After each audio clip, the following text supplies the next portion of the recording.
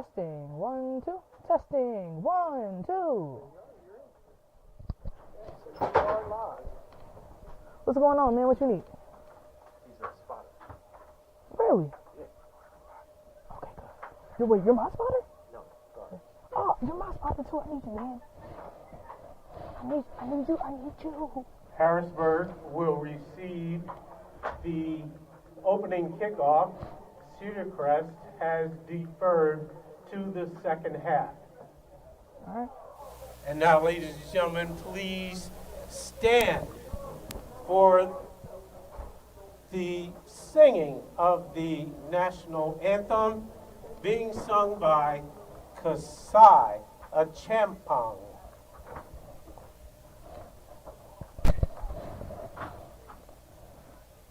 Oh, say, can you see by the dawn's early light what so proudly we held at the twilight's last gleaming, whose broad stripes and bright stars through the perilous fight o'er the ramparts we watched were so gallantly streaming, and the rockets regular, the bombs bursting in air, gave proof through the night that our flag was still there.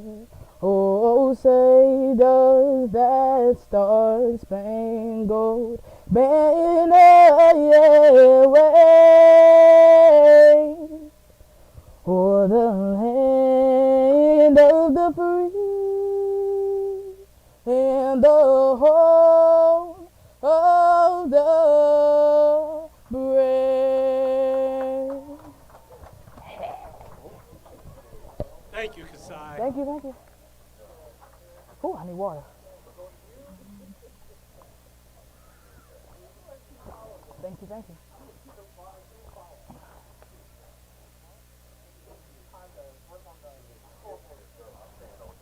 See, that's what I said. Nah, you're good.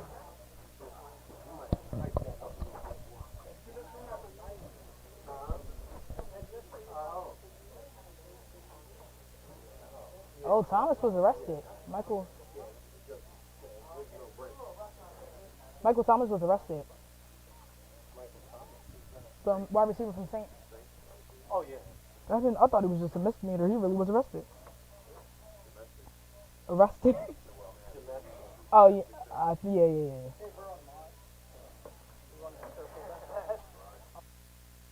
9:44 in the second quarter. Score Michigan 7, Penn State 3.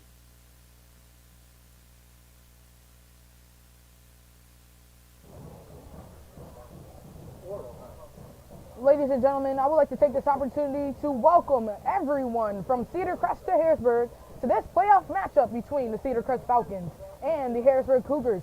My name is Kasaya Champong, your commentator for this evening, as we have playoff football here at Severance Field. The 9-1 Harrisburg Cougars facing off against the 8-2 Cedar Crest Falcons. The Falcons won the toss and have deferred to the second half. So we'll see Sean Lee and that star-studded offense out first with the ball in this playoff game. And Quincy Brannon back deep for Harrisburg. Kicking off is 35. Happy Veterans Day. We have kickoff. It's a high kick into the end zone, and he's going to take it back. Oh, now they're going to roll it a touchback. The touchback. Harrisburg will take over at their own 20-yard line. So for Harrisburg, they're leading out this game. They're starting out this game at home. First game of the playoffs. Obviously, a lot of stakes that they need to worry about in this game. Most specifically, they want a shot, a redemption title at state championships. Came up just a little short in the playoffs at a state championship, that is against St. Joseph Prep. They are entering this game, finishing the season 9-1, 7-0 in their conference playoffs. They're averaging points of 40.6 a game, and they have first down and 10 here. Sean Lee in shotgun with the running back to his right. Two receivers to the top and bottom of your screen. Here's a handoff right up the middle. He has a huge lane to the 25-30, and he's pushing to the 35. Huge first down and more. They'll put this at a 36. Great carry by Nehemiah Yule there. The number 9. Logan Oriel and 21, Caleb Dorschmeyer on the tackle. Fake the handoff again. Sean Lee's going to keep it here. Try to get outside to get past the line of scrimmage and maybe gets a gain of about 3 or 4. Sean Lee on the keeper. Caleb Dorschmeyer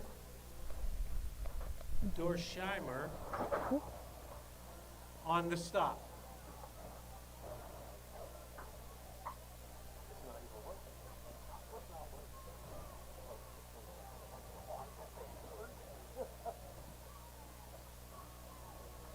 So it's second down now for the Cougars.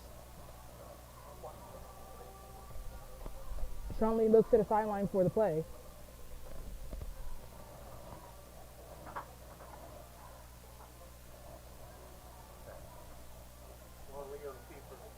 Sean Lee's going to keep it again. Oh, line's going to push him, and he gets his second win. That might be a first down here. Are they going to give it to him? Sean They will. Lee They're moving the Jr. chains. First down to 10 for Sean Lee on the QB keeper. Good enough for the first down. Tackle Caleb Dorschmeyer. So what the Cougars have done all season very well, they're doing here again today. In your Kasaya notes of the game, they need to utilize the run early, and that's what they're doing. The 3 consecutive runs by Nehemiah Yule and then by Sean Lee. There's a bubble screen pass there, and he has the sideline up to the 40-35. That's Kymir up the sideline right around the 30, so call the 31-yard line. Kymir Williams with on the reception and go. from Sean Lee Jr. Logan Oriel on the tackle. Oreo.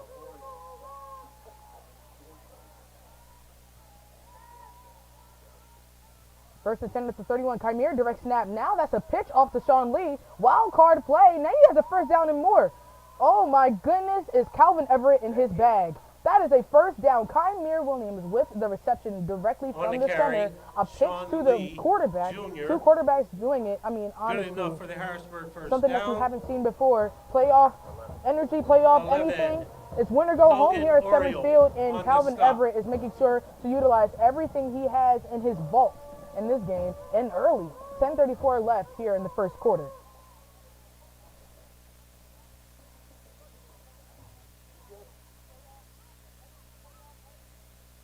Nehemiah Yule to the right of Sean Lee. 3 receivers to the bottom of your screen. 1 at the top. Sean Lee looks to his left. Now he's stuttering. Now looking to his right. Rolling to his right. Now looking for something. He's going to take it himself. Jukes back inside. First down and more. He's headed towards the pylon. That's a touchdown. Sean Lee does it all. 6 points early in this game as the PiAA district playoff game between the Cedar Crest Falcons and your Harrisburg Cougars. Start off to a huge everything. I mean, there was no mistakes at all on that drive. You've seen run after run after run, a couple bubble screens here and there. When something wasn't there down the field, Cedar Crest did well taking that away in the secondary, but they did not account for the dual threat quarterback in Sean Lee. I call the modern day in Harrisburg Cougar Lamar Jackson. Fasciana out for the kick now for Harrisburg Cougars, trying to go up 7-0.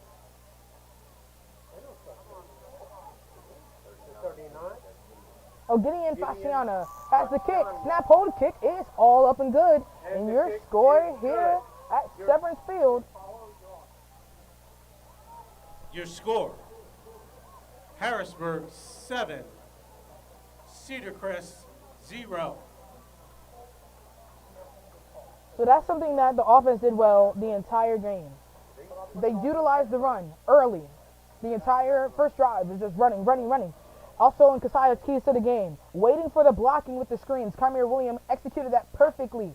It wasn't there early. He waited for his lineman to come out there and block any other defensive backs, trying to get that few extra yards, and he did. He got past the first first down line again, and a few extra, getting it inside to the 31, Gideon and then obviously Fasanya something that they're going to set work to on kick for off the rest of the for game. Harrisburg. Quincy Brandon, number Deep 7 of the Harrisburg is Cougars. Alex He, and I Abreu promise you, will be for the open Falcons. majority of this game.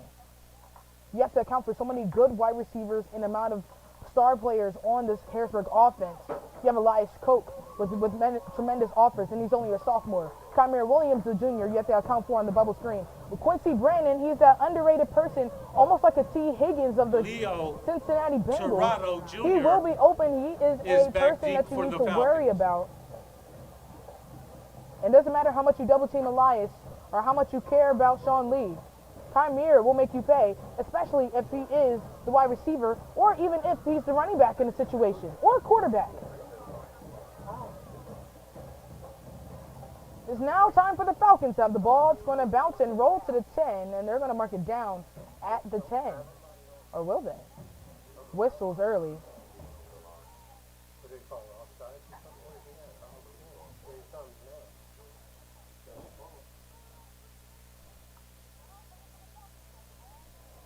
They wasn't ready for it. That's the same spot. He's not marking anything on. Looks to the whistles are... I didn't see any flags, so the whistle is for just officials not being ready. So they're going to re-kick. No problem.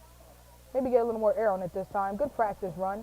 You don't get a lot of practice opportunities in the playoffs anyway. They had a whole bye week to get ready for this game, both teams. So you have to be fresh and prepared. And there we go. There's a little better kick. That one's right at the 10. This time it was in the air the entire time. He's going to hit towards the Falcons sideline up the middle and be taken down right around the 31-yard line. First down at 10 for the Cedar Crest Falcons. Leo Tirado on the return. Raytel Bryant and Salim Penn on the tackle.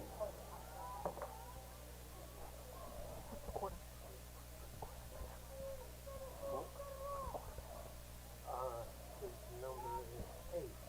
Jackson Jackson Custer leads out the Falcons offense for their opening offensive drive. The Falcons finished the season 8-2, with 4-2 being the record in their own conference up the middle. He'll get past the 35, maybe at the 37.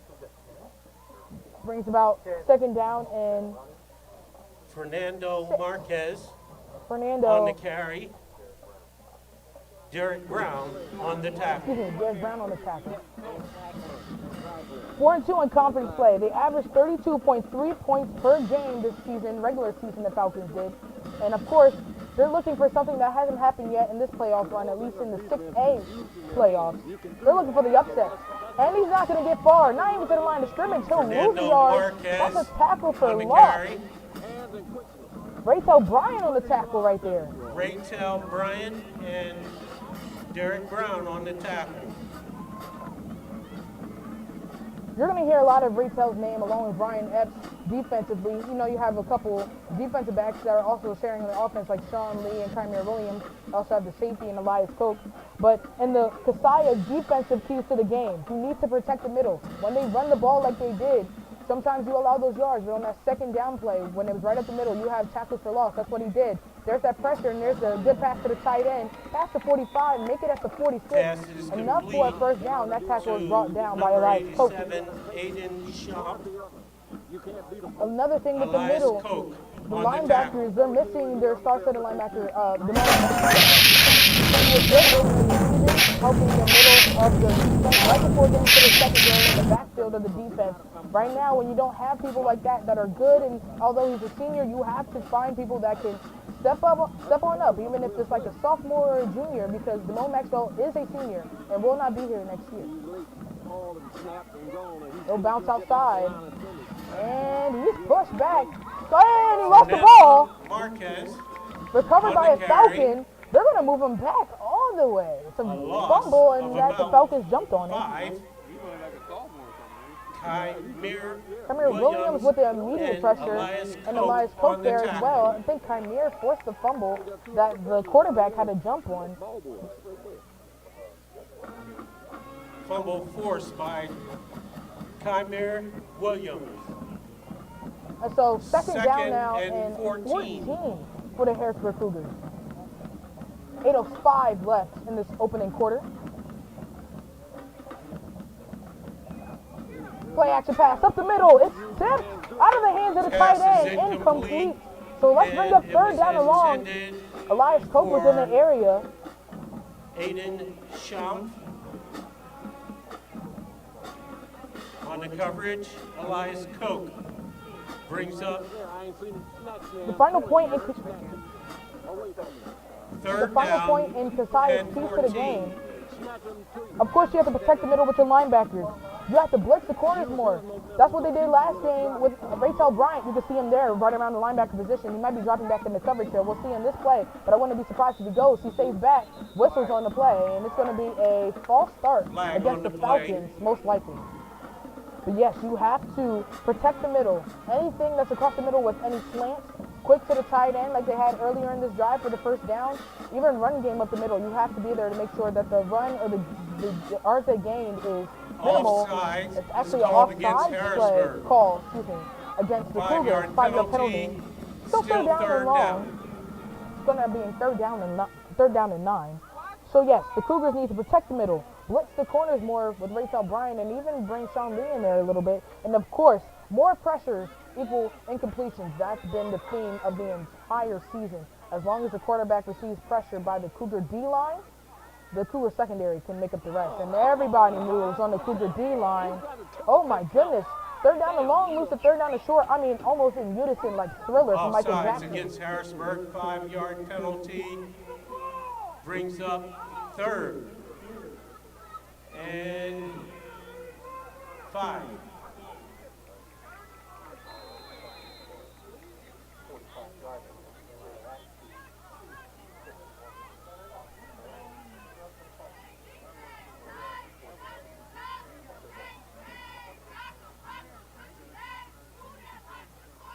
Empty backfield, right across the middle, and it's incomplete to his Pass is receiver. incomplete.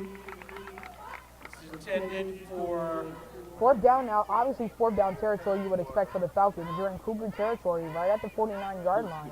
Cougar defense staying on the field. The Falcons are not bringing out their punting unit, so obviously they're going to go for it here. If I was the head coach, Rod Wildson, I would definitely be going for it, especially knowing that the Cougar offense will capitalize on anything and everything the Falcons give to them, even if it's a turn of one down. Sean Lee in coverage at the bottom of your screen. Running back to the right. Play action pass. Rolls to his left, now going to his right. Looking for somebody downfield. He'll chuck it to his tight end. It's caught!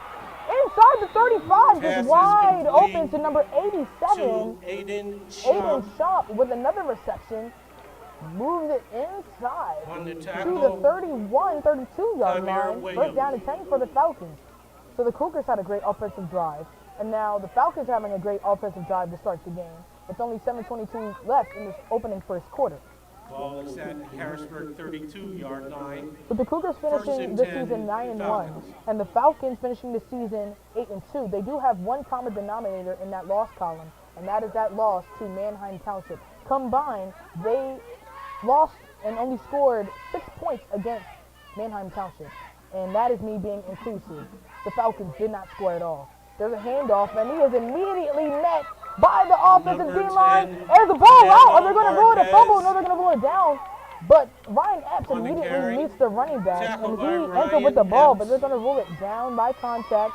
The ball was not out in time for it to be ruled a Ball fumble, is at but they're going to move him the back to the Harrisburg 36. 36-yard line. Loss on the play brings 2nd and 14. So yes, both teams lost to Manheim Township this season. Manheim Township finished the season 10-0. Like I mentioned earlier, both teams only scored together, these two teams here, 6 points against Manheim Township. The Falcons actually did not score at all. I'm just trying to be inclusive here. And Manheim Township beat William Penn last night 44-8. There's a pass to 87 again, and is enough for a first down, or will it be? They're going to mark it Pass is complete right at the to marker, Aiden Schaump. and they're going to Quincy Brannon on the tackle. roll it short.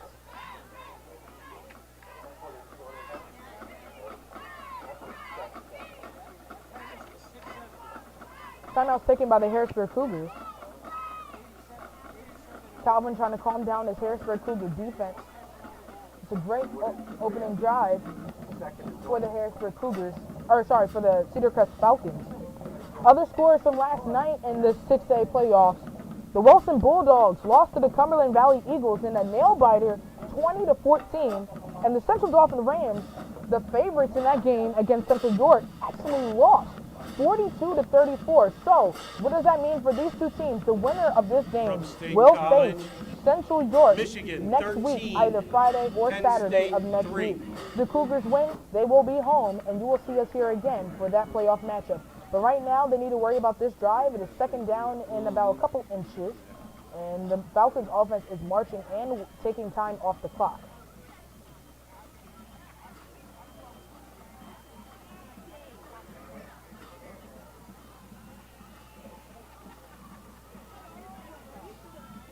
We'd like to thank you for watching this presentation of Harrisburg Cougar football on the Harrisburg Cougar Sports Network. For whatever reason you are watching this game instead of the Michigan versus Penn State game, thank you. But we will also be giving you updates of that game as we receive them here at Severance Field. Here's a handoff to the running back. First down and more, up the middle, and he's going to keep pushing and shoving, and he's in for a touchdown. Unbelievable effort by the running back of the Falcons. And just like that during this game, 7-6 with 5:58 left in the first quarter. Boy, oh boy, playoff football. That's what happens with a bye week, especially with the Cougars, who had a spectacular season, but so did the Falcons, and they know it's when to go home here. They're looking for the upset. They don't want to be known as just the underdogs here in 6A division playoffs. They want to be known as the champions of the PiAA 6A class. And they want a shot at the state championship title, just like the Cougars did last year. They're a PAT away from tying up this game. Snap, hold, kick, up, and it is all good. Your score here at Severance Field is tied 7-7. Cougars Falcons on the Harrisburg Cougar Sports Network.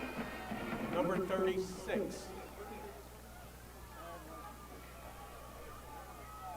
The Harrisburg School District would like to say thank you for everyone who is a veteran here watching the game or around the nation. Thank you for your service for the United States of America, whether it was Army, military, coastal,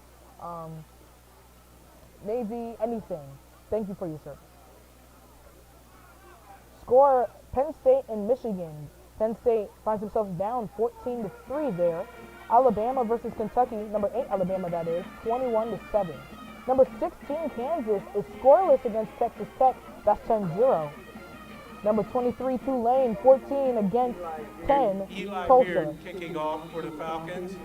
Game starting in about 40 minutes. Number 21 Arizona against that Colorado team that had so much hype going into the season and has just kind of fallen off afterwards. Number 25 Kansas State against Baylor, that kicks off at 3. Number 4 Florida State kicks off at 3:30 against Miami. That kickoff is here around the 4-yard line, and Brandon's going to return it up the middle now. He has room, he has space, and he has speed. He's going to try to break that last tackle. He can't, but he's going to get all the way past the 40-yard line. Number 16, No, Malachi Victor. Right at the 40 for first down and 10, Harrisburg. Other upcoming games in NCAA football. Number 5 Washington 9-0 against the 18 Utah. That's at 3:30. Also at 3:30. Number 13 Tennessee versus number 14 Missouri. Number 3 at 3:30 again. Number 15 Oklahoma State and UCF. Number 22 Iowa versus Rutgers. Number 12 Oregon State versus Stanford. 9 Ole Miss versus number 2 Georgia. Some critics are saying that might be an upset there. Number 17 Oakland versus West Virginia, and Ohio State number 1 against Michigan State. There's a handoff to Nehemiah Yule, and he's tripped up in the backfield. Just tries to get back to the line of scrimmage. Maybe gets a gain of 1 there. Second down and 9. Clock keeps ticking. Tackled by Richie Hernandez. Later games this afternoon or evening. Number 7 Texas versus TCU. Number 19 LSU versus Florida. Number 24 North Carolina against Duke. That's a great matchup for basketball. Not as much for football. Number 6 Oregon for USC. And last night, number 11 Louisville beat Virginia 31-24. Second down and 9 now for the Harrisburg Cougars. Jewel to the right of Sean. Now Sean's going to try to keep it himself, escape out the pocket. Juke the defender, now tries to be outside. He has a few lanes and a couple blockers. Heading up the Cougar sideline, tries to bounce inside. Gets right past the 30. So elusive. He is definitely learning a lot of his play from Lamar Jackson, I can tell. And his decision making just like Josh Allen. Figueroa. Good enough for the Harrisburg first down. First down and Ball 10 is for the being Harrisburg placed Cougars. at the So that's 29 something of that the we've Falcons. seen here. The Falcons like to take their time when they're marching down the field. They were put at the 30-yard line to have their first opening drive, and they marched it down 70 yards. The Harrisburg Cougars, they're not as much. They like to run the ball. Yes, they like to waste clock, but when they run, they're explosive. They like to break tackles, and they like to get chunks of yardage at a time if they can and get into the end zone as fast as possible. We're going to put Quincy Brandon in motion. It's going to be a jet sweep to Quincy. He's going to hit towards the Falcons sideline, tries to break another tackle, and he won't. But the flag is thrown Brandon from the pylon of the carry. end zone. We're going to see what this flag is On the about. play. Right now it stands a carry of 9.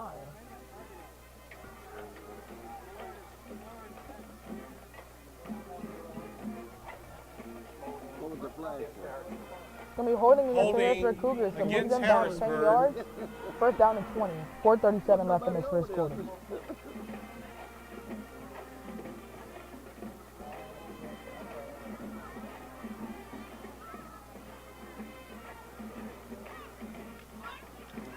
That was a long 10 yards. They're actually going to put it from where the foul occurred, so maybe about first down and 14 or 15. First and 10, Harrisburg, from the 33-yard line of the Falcons. Triangle set at the bottom of your screen here. Takes the handoff. You're looking for that jet sweep, but Sean's not going to go there. Now Sean has to escape this. He's going to take off. Tries to bounce outside. He has the first down, and he will get outside, stop the clock. Sean 4:15 Lee left. Jr. And on we're the going to move keeper. those chains. Flag Where's the on band? the play. Oh, the band's not going to play because there's another holding call against the Is Harrisburg called Cougars. against Harrisburg. Calvin Everett does not look happy from the sideline.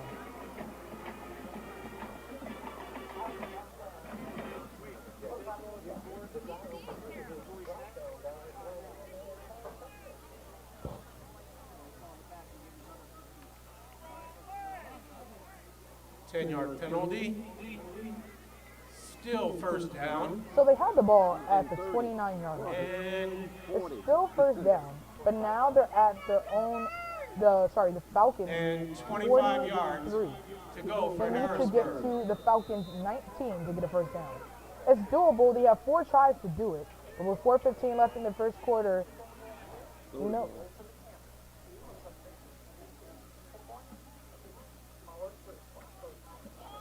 Lost the ball, gets it off the Yule just in time, tries to bounce outside. He's going to try to break that hole, and he will. That yellow shirt like a Steeler, running like he's not Jay Harris. Ewell takes it down to the Much as Falcons' I hate for me to say 30-yard it, line. that's a good running back right there, especially for Tackle Pittsburgh. is by Logan Oriole. Second and 12.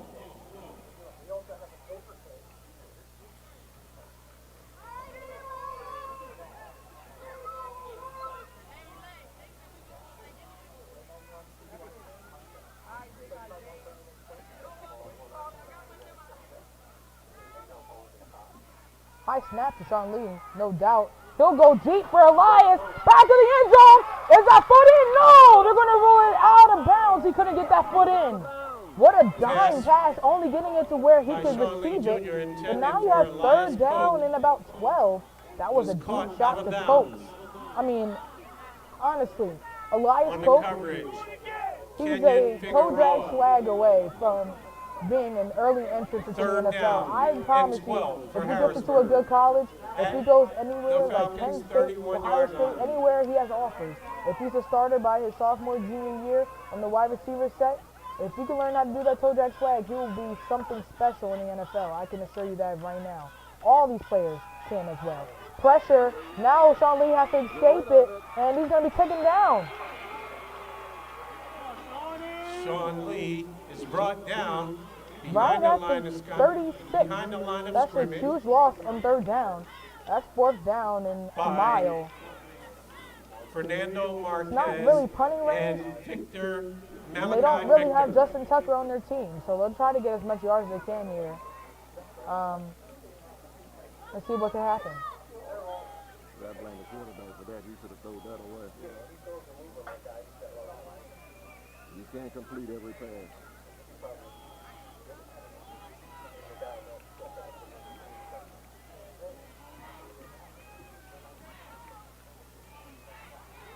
High snap again for Sonley. He has to go right across the middle. It's caught, but it's not enough for the first down.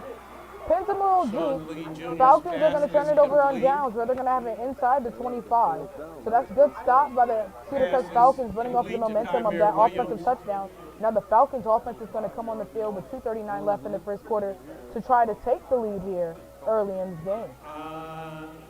Fernando Marquez on the coverage and the tackle. The Falcons take over on downs. So this is where Keziah's keys of the game needs to come into play.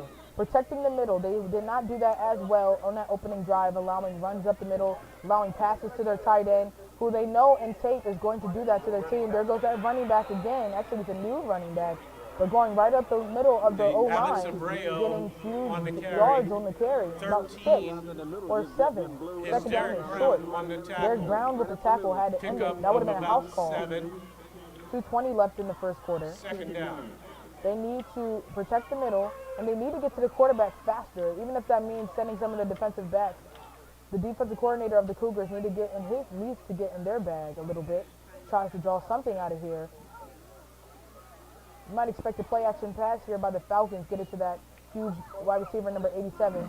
There's a handoff, and great tackle and stop, just shy of the first down marker. Abreu on the carry. Short. Noah Yule on the tackle. Noah Yule on the tackle.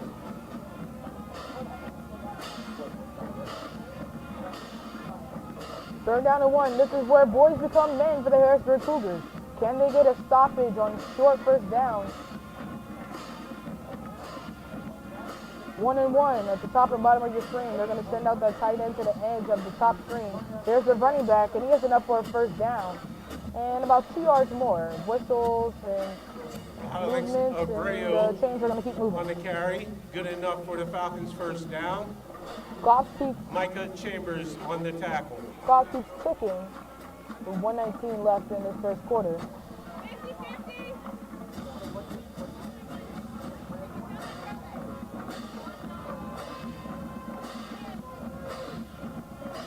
Good to see some youth in the Harrisburg Cougar band as they prepare for next year's football season.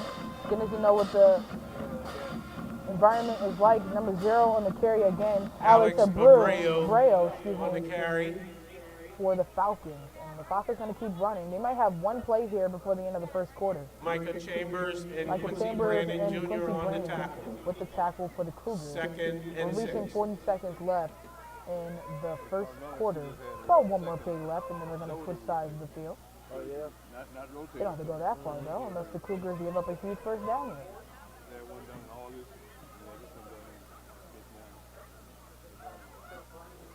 Handoff again. Tries to get wrapped up behind the line of scrimmage. Kevin Brown trying to get there, but he chases it. He has good speed, Micah Parsons' speed. He's able to come back and get the tackle. Coming third down and short, but that's probably going to be the last play of the first quarter. And honestly, an unbelievable performance early by the Harrisburg Cougar offense on that first drive. But it's been a phenomenal performance for the Cedar Crest Falcons as we reach the final moments of the first quarter. Score is tied here at 7th Field, 7-7, and we'll be back with the start of the second quarter with Harrisburg Cougar football on the Harrisburg Cougar Sports Network. That's the end of the first quarter. Score, Harrisburg 7, Cedar Crest 7. Ladies and gentlemen, please take time to visit the concession stand. On the visitor side is the band boosters. On the home side of the field house is the football boosters. At the scoreboard side, on the home side, are the cheerleaders. All have delicious entree. Don't forget to wish Happy Veterans Day. And happy Veterans Day to all those in attendance. I thought you second. Write your name down so I know how to pronounce it. I gotta have to get your name too. I'm not gonna call you 5 Tyrez, aka 5. Tyrez. Thank you. You okay if I talk about this? Okay. What's your name? Alexis Sherman? Daughter? I can, why not? I'm doing most of the talking. Okay.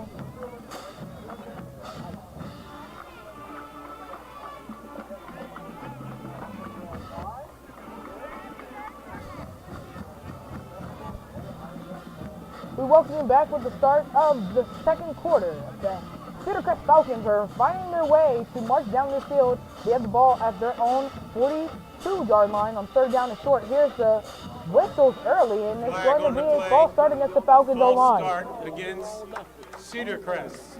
5-yard penalty, still third down. Huge update in that Penn State game, at least so it appears. At halftime, Penn State scored at least a touchdown, and it is 14-9 there at halftime. Michigan is still leading.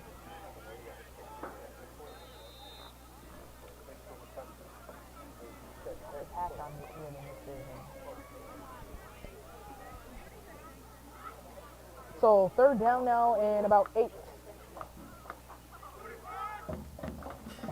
Rolling to the right, trying to get an open receiver. He goes across the middle in a triple coverage, and it is caught. Unbelievable. Is to Owen Chernich. Good enough for the Falcons' first down.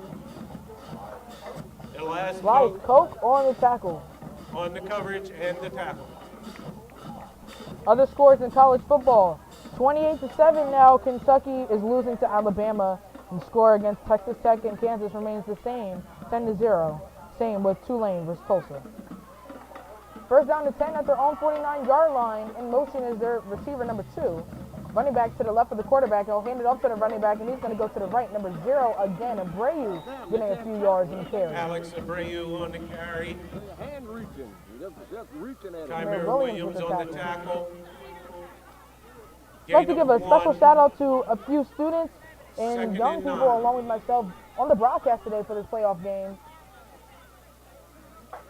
I don't want to say his nickname. He's looking at me like he wants me to say his nickname. Okay, I'll say your full name. All right, Tyrese Johnson. There we go. Of course, Alexa Turman. There we go. She's doing most of the work, like he told me.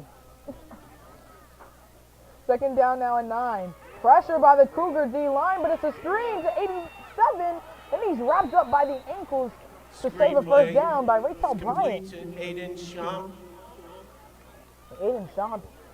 Rachel Bryant got on the the tackle. body of George Kittle and the athleticism of Mark Andrews for the Falcons. Pickup of about 6. So it's going to be Brings third up down and third short and for the 3. Falcons. 10:24 left in the first quarter. Speaking of the NFL, we have a huge NFL weekend coming up for all sports fans. My Baltimore Ravens play the Browns again, and a lot of people are saying that faked by the Falcons, but he got short. Kevin Brown was fooled. It's still a good form tackle there by Kevin Brown. Brings up But yes, fourth my down, Baltimore short Ravens, of or the our Baltimore line Ravens, to face off get. against the Cleveland Browns. There's debate in the NFL. Which team has the number 1 defense? Some say the Browns, some say the Ravens. I like to say that we're the underdogs. The Colts and the Patriots, they play in Frankfurt, Germany tomorrow, early in the morning, 9:30 a.m. Then, of course, you have the Texans and Bengals. Steelers face the Packers. Titans and Buccaneers. And there's a fourth down go for it. He has it, and a few more. First down for the Falcons. So the running game has been doing everything for this Falcons team, and the defense of the Cougars have not found the answer yet. It's taking time off the clock. It's getting them good yardage, something that the Cougars are used to doing, having it being done to them. And you would think maybe the Cougar offense, when they go against each other in team drills during the week on practice, they'll be used to this by now. But they've had a week to just practice and prepare for this game. But obviously the Falcons have been focusing on this game a little longer and a little more than the Cougars have. At least it appears so in this first half. First down and 10 at the Cougar 39-yard line. There's another handoff to the running back, trying to hit it to the side, and that's a wrap up and tackle by Rachel Bryant, who's met there first. Fernando Marquez. Other games, yes, the Titans and the Buccaneers face off at 1. The Jags and the 49ers play. That's going to be a great game. No game. The Saints and Vikings play. Let's see if Michael Thomas will be playing in that game. If you heard any news against Michael Thomas over the past couple of hours, we'll see if he'll be in that game or not. The Falcons and the Cardinals kick off the 4 o'clock games. Lions and Chargers, that's going to be a pretty good game. Chargers coming off that win Monday night against the Jets. And then, of course, you have your Giants-Cowboys. That's at Dallas. We'll see a good game there. The Commanders and the Seahawks play at 4:25. Seahawks trying to get off that loss to the Ravens last week. Here's a screen that goes absolutely nowhere. The Harrisburg Cougars on it immediately. Brandon Pass is immediately wraps up complete first. to Owen Chernich. The night kicks off and starts with the Jets and the Trenton Raiders at Moffitt 8:20, and then and Monday Night Quincy Football, Brennan Broncos Jr. and on the Bills, tackle. AFC matchup there. Loss A great of 3. Week 10 in the NFL. 3rd and Huge 13. games coming up. And of course, the Bears beat the Panthers on Thursday Night Football. And I don't know who has the advantage when it comes to first-round picks next year, whether it's the Panthers or the Bears. I have to do my research on that. But the Bears coming back to win that game was spectacular.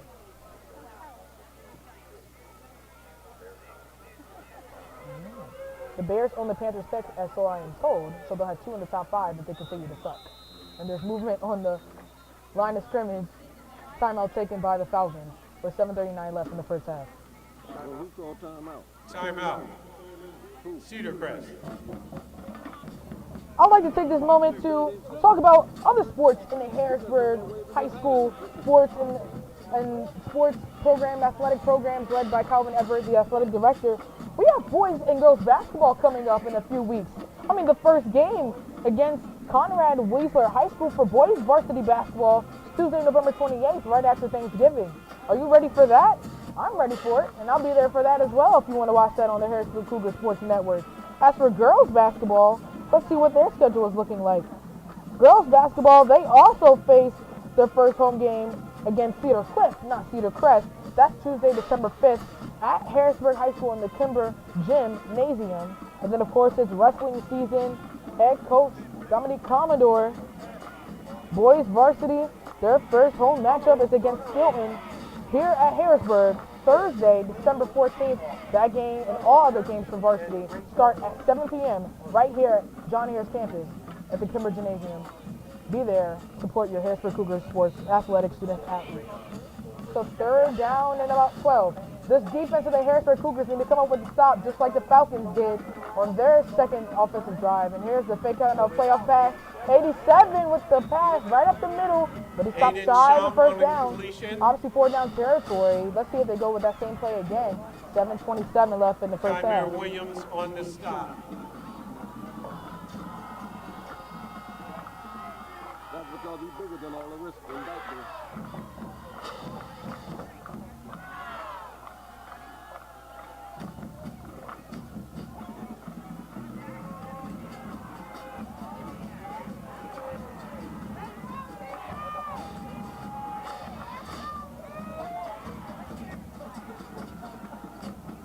Fourth down and 5, and there's movement on the D line again. Will this be enough for a first down? It will be. Offsides against Harrisburg. 5-yard penalty. Good enough for the Falcons' first down. The Cougars had everything in their finger. They just needed one stop, a stop that was at least 4 yards or less. But simple movement on the D-line cost them again. That's the second offsides penalty of the game. Now they're getting closer and closer to the red zone. Falcons looking to score and get up here early and away. There's a handoff, and Kevin Brown, the West Virginia offer, getting in there early to stop Fernando Marquez. Brought down by Kevin Brown. A loss of Kevin Brown is 3 such a on the scary play. player. I would never want to play him. His muscles are big. He's tall. He's athletic. He's a freak show, and he loves to show his character on the field, even before the field. When you watch the Cougars run out with the band playing and the cheerleaders cheering them as they make the tunnel, Kevin Brown is always the first one out on the field for the Cougars, cheering and screaming, and you can hear it all the way in the press box without the microphone. Kevin Brown is such a good character and such a great teammate for the Harrisburg Cougars, and he's doing amazing things both for the team and on the field. There's another handoff, and it's going to be stopped by the line of scrimmage, around the line of scrimmage, Fernando maybe a Marquez game on of the 2, carry. 3rd down and 10, and there's an injured Cougar on the field. Don't pull him over. You don't know what the hell's wrong with him. You just run up there and grab him, pull David Chambers on the stop. Injured Timeout Cougar, for we're going an to take a injured timeout for the Cougar. Harrisburg Cougar injury, and we'll be back after this injury break.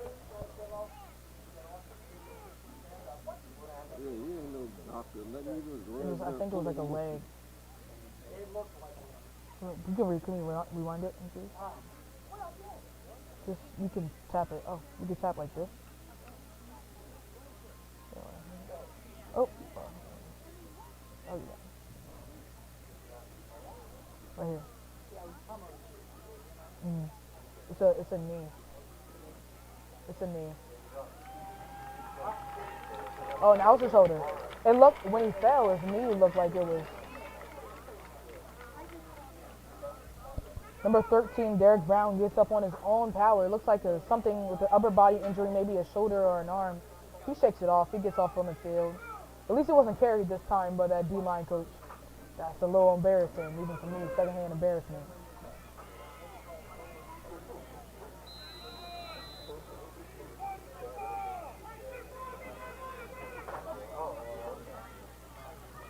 Third down and 10 for the Falcons. Cougars need to stop here. Donning the I formation is running back play action pass. Wide open, number 87. He's going to score a touchdown. And it's 13-7 here. The Falcons on the away team. The away team are taking the lead.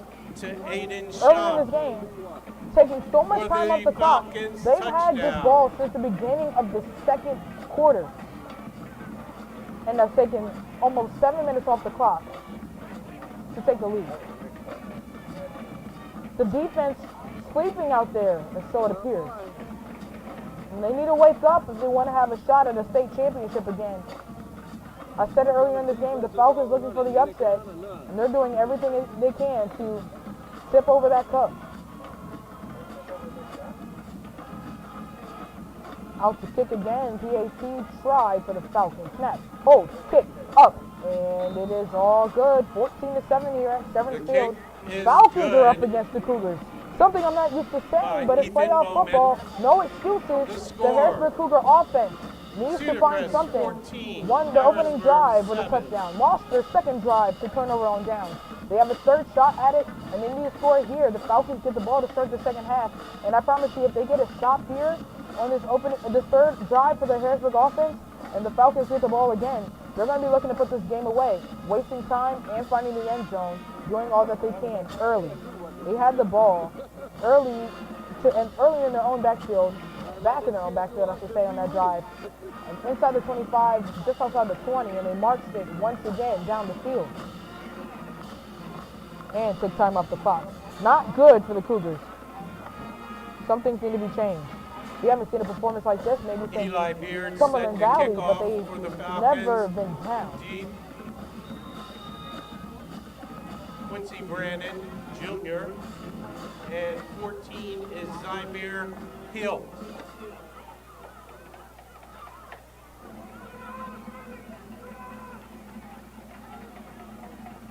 High kick is going to get caught around the 13-14. Heads towards the Cougar sideline, has the lane. He has blocking. He's up the middle, up to the 25. Put it at the 49, excuse me. He passes the 45 to the 49. Now they're going to put it directly at midfield. Cougars only have 50 yards to work with, with 5:22 left in the first half. 5 minutes and 22 seconds to find the end zone and tie this game. To the 50-yard line, where Harrisburg will take over first and 10.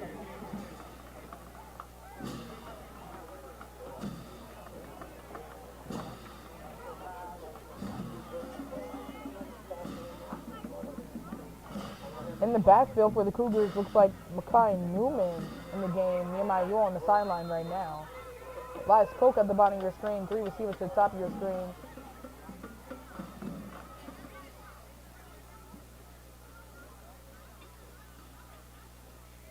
That is not Makai Newman. In fact, that is Zymir Hill in the backfield, dotting the I formation. And Kevin Brown is going to move and get that blocking in time. Zymir Hill is going to get a few yards. Zymir by the Hill 31, on the carry. Outside the 30, first Tackle down and by 10 now for the number Harrisburg 11, Cougars. Now the run Logan game is Oriole. working, but at some point I know Calvin Everett's going to get into his playbook and possibly call that Zymir passing takes the play ball here. all the way down to the 31-yard line of the Falcons.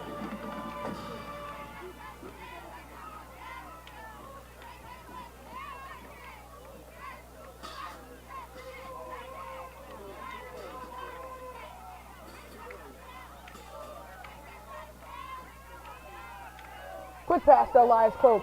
Going back inside, trying to break something, gets to the 20. Pass is complete. And they're going to Sean Lee mark Jr. it to Elias Coke.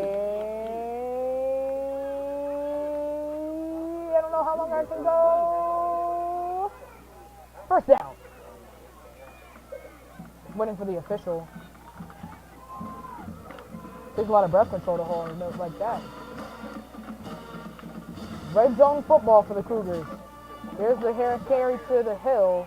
Hand off the hill. Symir Hill on the carry. Gain of 2. Tackled by 68. 3 different defensive Carter players for the Eisenhower. Falcons coming on the field as a substitution. 2nd and 9 for Harrisburg.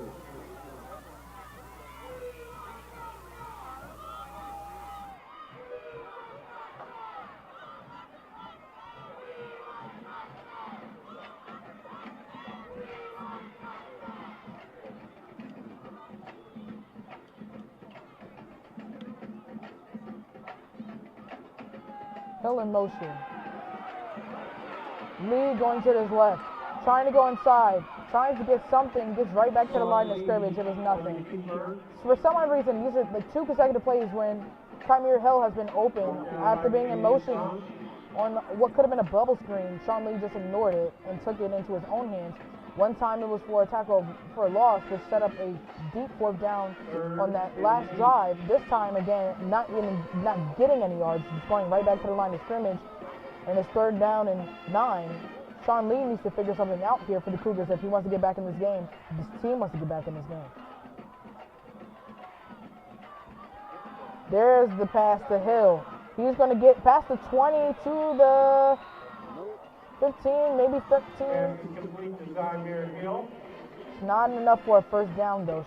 4th down is short. Obviously, 4th down territory. But we're at exactly 3 minutes left in the first half. Something needs to give. Penn State has the ball to start the 3rd quarter. We're just starting the 3rd quarter now. And Alabama and Kentucky has run into halftime. And no updates from Tulane and Tulsa. That's at halftime as well. The 3rd quarter between Kansas and Texas Tech. Score remains the same. Kansas is down 10-0, but they still have the ball. Whistles and timeouts, maybe. Taken by the Falcons. Timeout. Cedar Crest. Probably saw something they didn't like. But the Falcons, you got to think, they're trying, maybe going to march down the field if they can get this stop here and go up by 2 scores going into the locker room. And they get the ball to start the second half of the 3rd quarter. Could possibly put this game away early, something the Cougars are used to doing. The Falcons have done it as well. But against competitive teams like this, it has been as prominent for the Falcons. Reminder, the winner of this matchup plays Central York next week, the Panthers. Tough matchup. Central York beat the Rams last night, 42 which is 34. Next week's matchup between the Cumberland Valley Eagles and Manheim Township Blue Streaks is going to be one for the ages.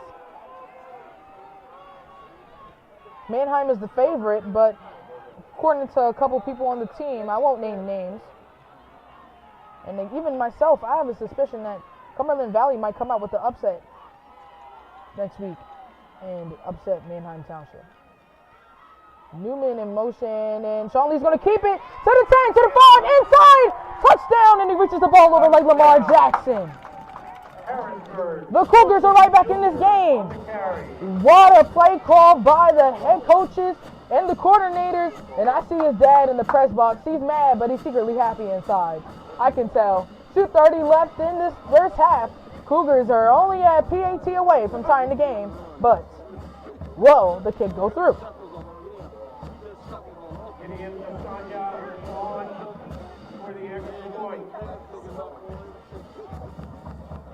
Brandon on the hole.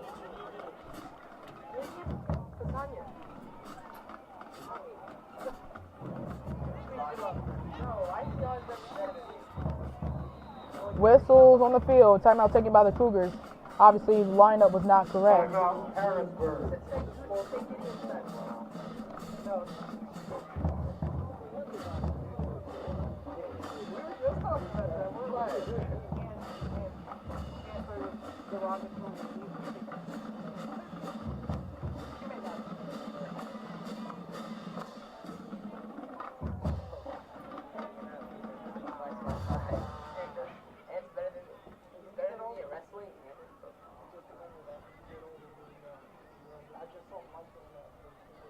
So Quincy Brandon's going to hold this kick for Gideon Fasciana.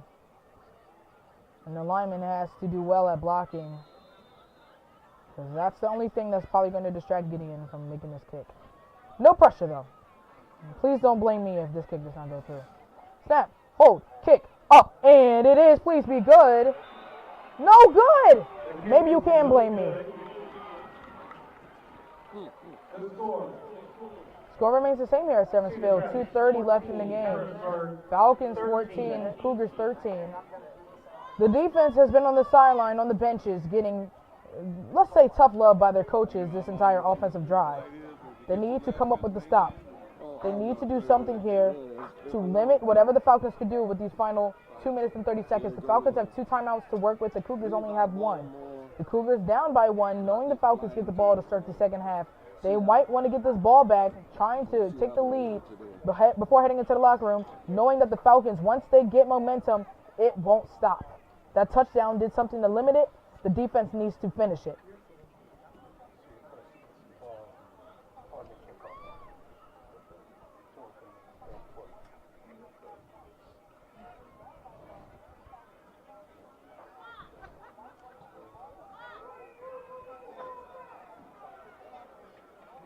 More likely they leave on a Baltimore fly to California somewhere and then gas up from there and go from there to Seattle. Toronto beating Harrisburg. Gideon Fasciana kicking off. High booming kick caught around the 15, headed towards the Falcons sideline. He has a lane. He might go all the way. He's at the 40, now at the 45, and saved by a tackle by Raytel Bryant. Or was it Raytel? Leo Toronto on the return, taken down by Raytel Bryant. And that senior does it all. Flags on the play. Might be coming back. On the play. 2 of them on the play. There's one way back there. Right back there.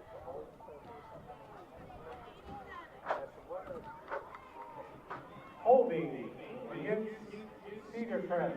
Holding against the Falcons. Holding. Legal. There's 3 flags that actually came against the Falcons. Holding against the Falcons, illegal block in the back by the Falcons, and illegal hands to the face by the Falcons. So only the illegal hands to the face will count on the penalty, but the other 2, I mean, it would have equated for the same thing, but it's 15-yard penalty, and it's going to move the ball back into the 20, inside the 20-yard line for the Falcons. Put it at the 18. Holding was the call, illegal block in the back, and then also illegal hands to the face. So, illegal hands in the face is what puts the ball at this position. 2:23 left in the first half. Here's a fake handoff, QB keeper going to the sideline of the Falcons, trying to get something going, and we'll get like a gain of 7. Second down, clock keeps ticking. Pick up of about 7. Carmel Williams on the tackle.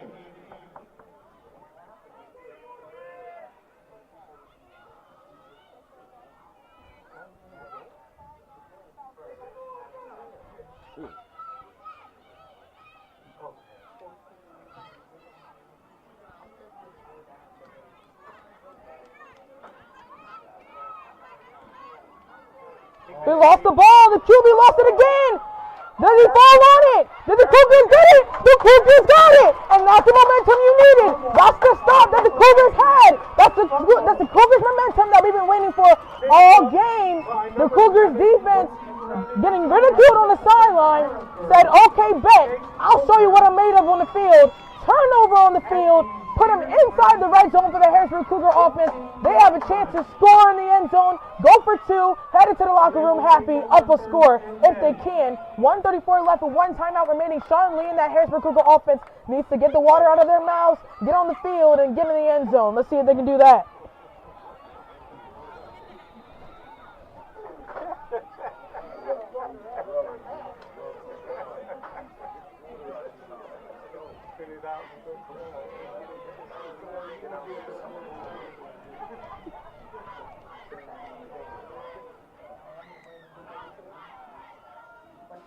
First and 10 for the Cougars. Here's the handoff. He's going to go. Pushes Cameron Williams, Nehemiah Jewell. That little push reminded me of Derrick Henry right there. Old Derrick Henry. Not really old, maybe like 2 or 3 years ago. Clock keeps ticking, however.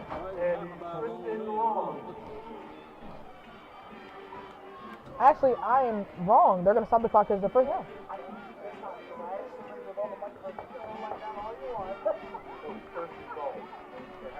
First and goal on that carry by Nehemiah Jewell.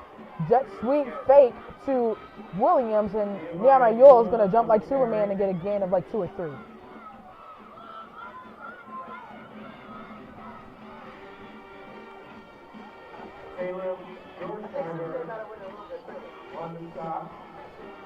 One minute left in the first half. The Cougars have the ball deep inside Falcon territory, trying to score in their own nest here. Sean Lee, calm, cool, and collected in shotgun. There's the snap. Handoff to Jewell, and he's not going to get far. They're going to keep pushing, and he's going to keep running. He will get far, right at the 1. Now Coach Cowell needs to consider taking that timeout here. 37 seconds left. 3rd down and 1, but the Cougars are not marching like they're in a hurry effort. Under 30 seconds left. Cal, what are we doing here? Here's the play. 23 seconds left. Sean Lee. Carry jumps. It's over by Nehemiah Jewell. And Superman saves the day. Back-to-back offensive drives for the Harrisburg Cougars that ended up in a touchdown. And the fumble by the Harrisburg Cougar defense, building on the momentum, and that is why Harrisburg Cougars are the number 2 seed in PiAA 6A class and division champs, or whatever it was last year to this year. Obviously, the offense is going to stay on the field with 18 seconds left to go for 2, only up 19-14. They missed the PAT last drive, so they need to get something here to go into the locker room up a touchdown. And the PAT. In motion. QB keeper. Sean Lee waiting for the hold. Sean Lee going to prance in. You can skip your heart out. 2 points added to the board. Your home team, Harrisburg Cougars, up 21-14. 18 seconds left in the first quarter. And Coach Cal, I apologize. I thought you should use the timeout, but obviously that's why you're the head coach and the athletic director, and I only say what I see. Thank you so much for getting that touchdown and relying on Nehemiah Jewell and Sean Lee and that entire Cougar offense, knowing that they will get the job done when it needs to be done. 18 seconds left in the first half. Falcons have 18 seconds to work with, along with 1 timeout remaining to get into the end zone, possibly tie this game before heading into the locker room before halftime. The Falcons do receive the ball to start the 3rd quarter. That is something that is important to know. They deferred in the opening coin toss to the 3rd quarter, and for majority of this first half, they've had that momentum. They have kept the Cougars down. They've had the lead up 14-7 at one point, then again 14-13. But it's the Cougars that get over their mental mistakes quickly and fix them on that next drive, causing fumbles like that to get the offense into the end zone in about a matter of seconds. Quick kick by Gideon Fasciana, caught around the 21. He's going to take it up the Falcons sideline, misses the first tackle, and he's going to step out of bounds and get tackled out of bounds. And they're going to put it maybe around the 40-yard line, give or take. That took about 6 seconds off the clock. Cameron Bravo return, knocked out of bounds at the 39-yard line of Cedar Crest. They will take over 1st and 10.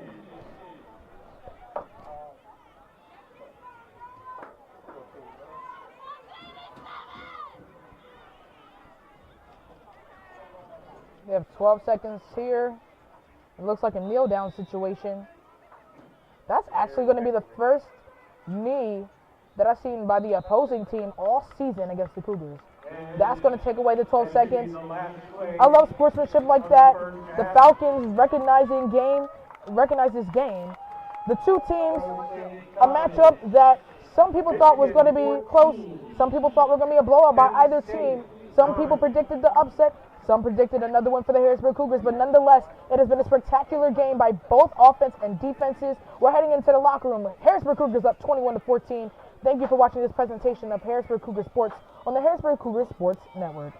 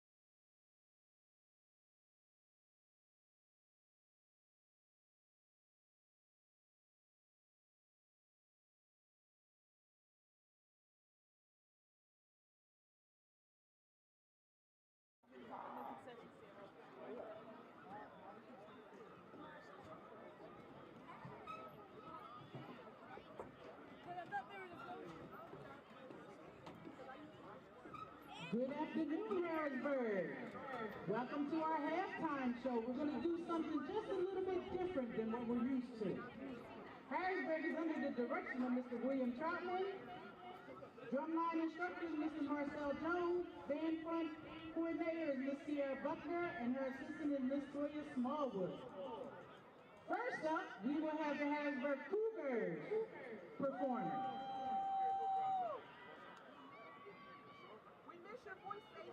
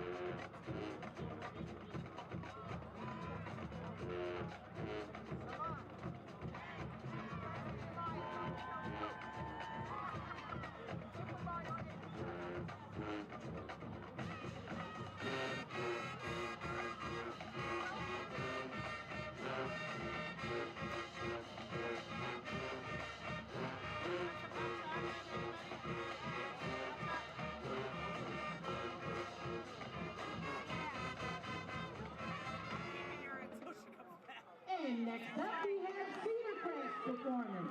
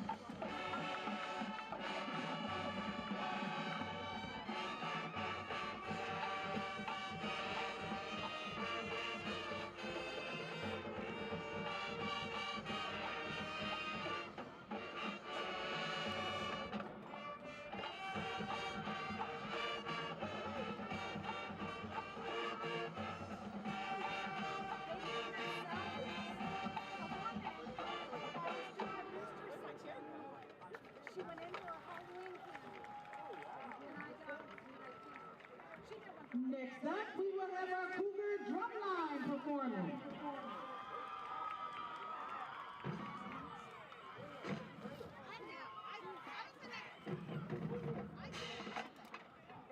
I'm a liver. Not from great. He was in the airport. Thank you for your service, sir.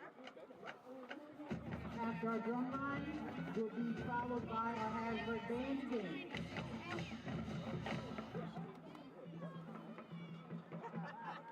Now, I love my uniform. I was a military police officer. Loved every second of it. Harrisburg, you guys know this song, Get Up!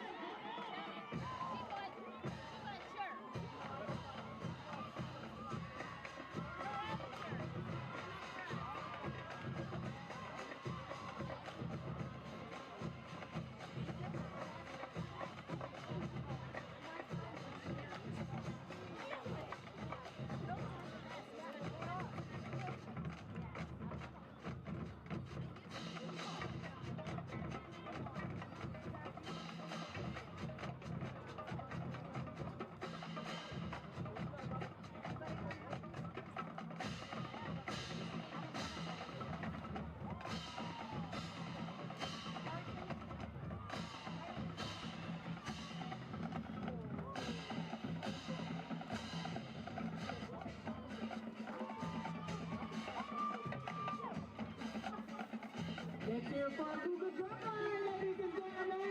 Our Cougar band.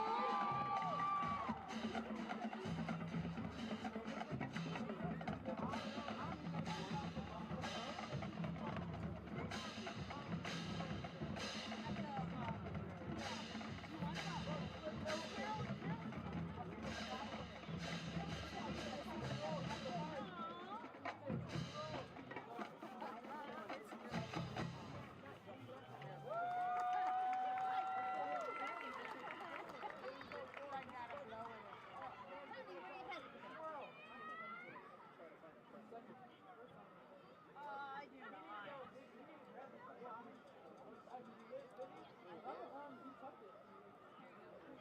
What are you taking?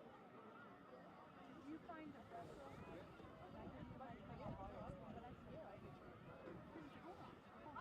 Take this. Elias, give them in there. You take it and then have Grandpa take it down. That was for stepping on it.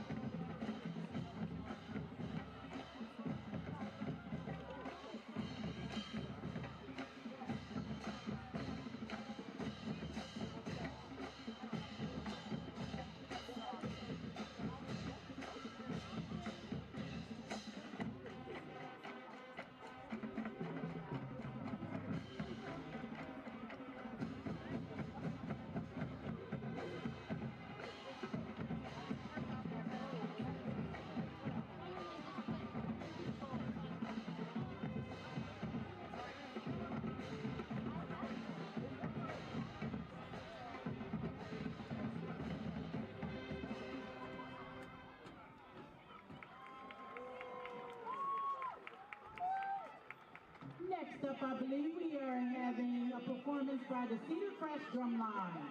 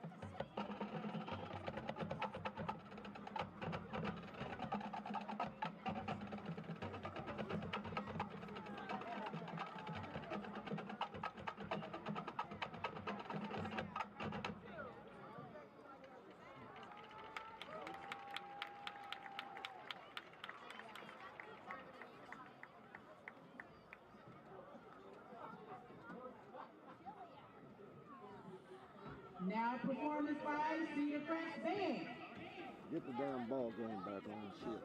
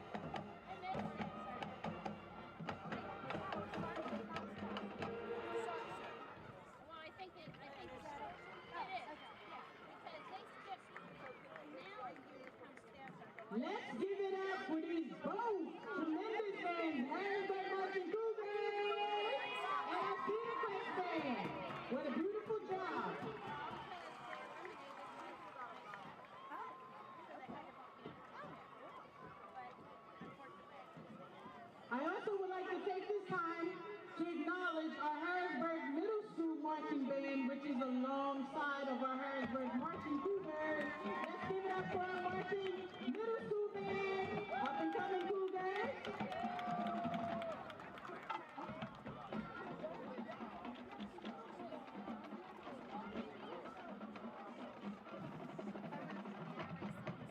And they are also under the direction of Mr. Devin Shower.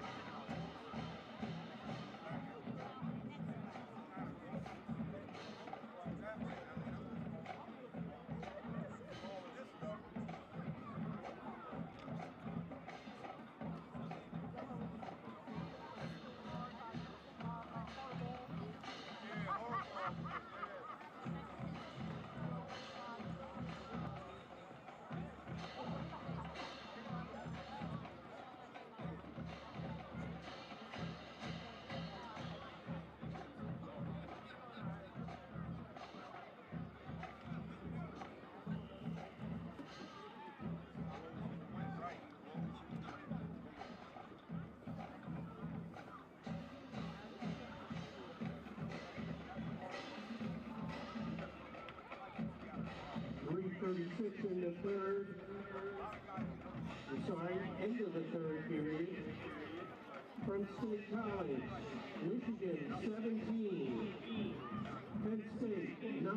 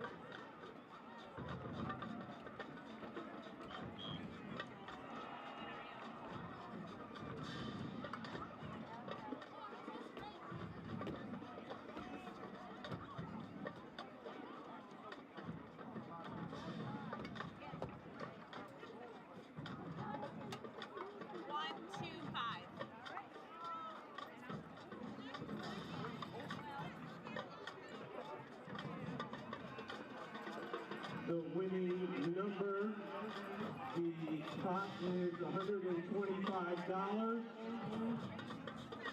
The winning number 1, 3, 2, 0, 0, 5.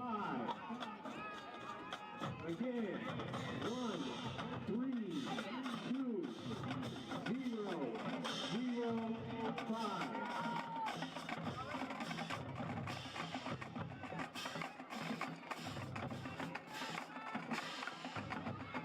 Come to the press box and claim your money. Again, 1, 3, 2, 0, 0, 5.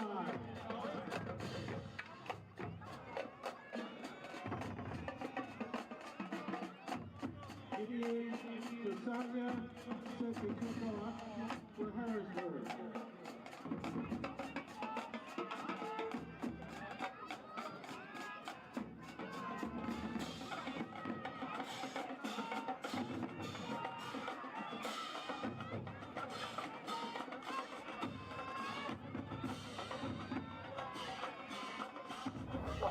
Welcome to the start of the third quarter between the Harrisburg Cougars and the Cedar Crest Falcons.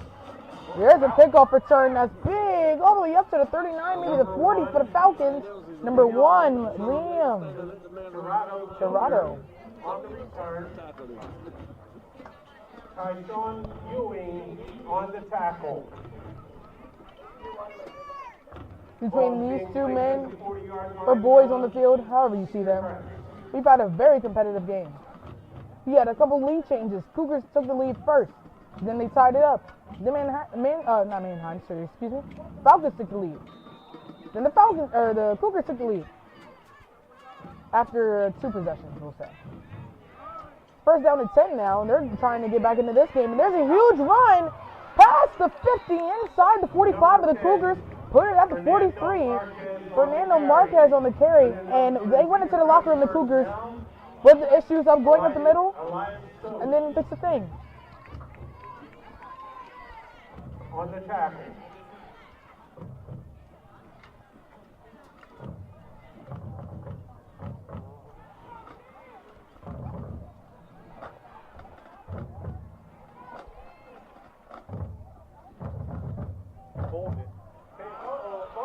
Pitched out. Trying to be a trick play, trying to fool Kevin Brown, and it actually ends up being a huge loss on first down. Second down now, put the ball at the 48. The loss of about 5.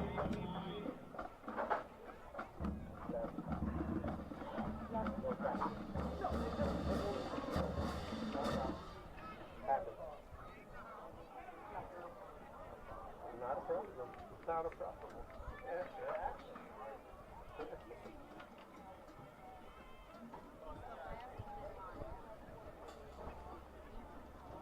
Second down and very long. Fake the handoff, play action pass. Couple receivers open. It's tipped in. Almost intercepted. Who tipped that ball? Looks to be Sean Lee. No, I was wrong. It was tipped by Chambers, Micah Chambers. The ball. Brings up 3rd and 14. So third down and long. They had about 2 receivers that were actually in the secondary that could have received the ball. And they were both double coverage. Cougars not really into that man game this game so far. Like to play a little cover or a couple zones here and there. See what they do here on third down and long. Ryan Epps lining up like he's going to blitz. He just jumps outside, he's going in. Now Ryan's trying to get something. Now the QB has to escape it, and he's not going to go far. Kevin Brown goes behind him and gets the tackle, and he's taken down right around the line of scrimmage. And it's 4th down and very long. Took off 1 minute and 30 seconds on that drive. Clock keeps ticking, however. Kevin Brown with the tackle, and this is going to be the first punt of the game coming up. First punt for the Falcons and the first punt in the game, period. Back deep is Quincy Brandon for the Cougars, right around his own 18-yard line, now 17-yard line. And here we go. I have a lot of men running around out there.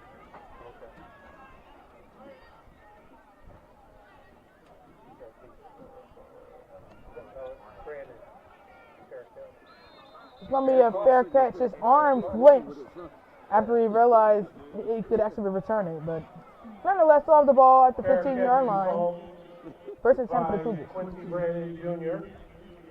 Harrisburg See nobody there, then they're going to take will off. take over on their own 15-yard line. Take a shot.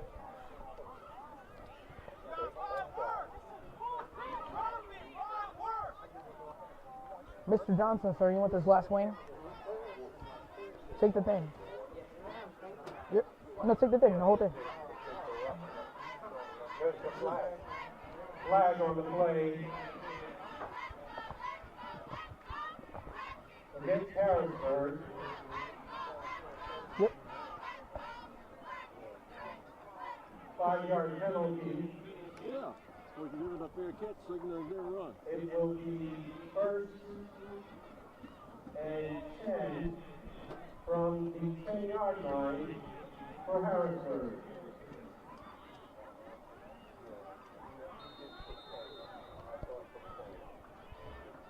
So the play clock is being rolled on the field, and the official ran the play clock, and there's going to be a delay of game for the Cougars. So it's still first and 10. Just move the ball back a little bit. Sean Lee on the QB keeper. Stutter step, tries to get something. Spin moves, but that's because he was tackled by the ankle. Maybe a loss there instead of a gain.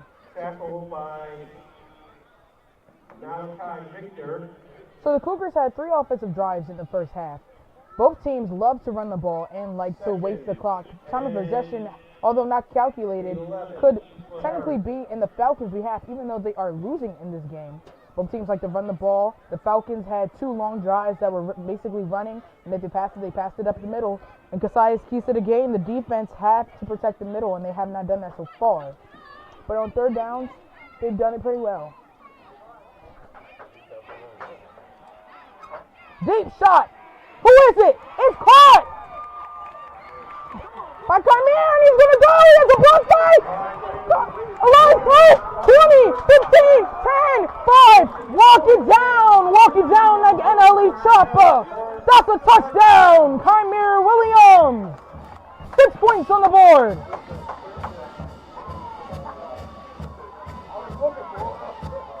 That was the most climactic touchdown I've seen.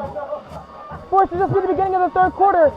Sean Lee being able to put that in a position where he knows only his receiver could get it. It was a 50-50 ball, and Carmier just mossed him. Got it, avoided the tackle, touched a little bit. Elias Cole getting in the way of the second defender so he couldn't break it, and then speed kills.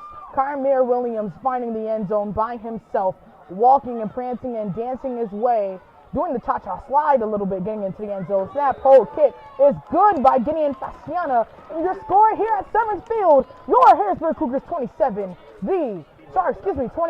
The Harrisburg Cougars 28, and the Cedar Crest Falcons 14. The kick is good. Score, Harrisburg 28, Cedar Crest. If you turned your head to watch that Michigan-Penn State game just for a second, you would have missed that touchdown. 8:55 left in this third quarter, and the Cougars are up by 2 possessions. Unbelievable by Kymer Williams, the backup QB that could very well be the starter. I mean, the team players on this team, absolutely phenomenal. I mean, there's no one on this team, even second string, third streamers, even the water boys, little kids on the sideline. They can get on this field and they can have 70-yard, 80-yard touchdown plays by themselves. Be a QB, be a running back, be a wide receiver, be an O-lineman, a D-lineman. Everybody started somewhere, and they've gotten to this team. That means they're worth something to Coach Cal. They're worth something to the Harrisburg School District. They're worth something to this Harrisburg City, period. That's a quick kick that gets taken out of bounds, returned out of bounds to maybe the 28. Tackled by 26, Tyshawn Ewing. Tyshawn Ewing with the tackle. Return was Cameron Tirado. We're in the fourth quarter now of the Penn State-Michigan game. Penn State at their own 22-yard line, second down to 16. 13 minutes left in that quarter. Score 17-9. Of Cedar Crest, where they will take over first and 10.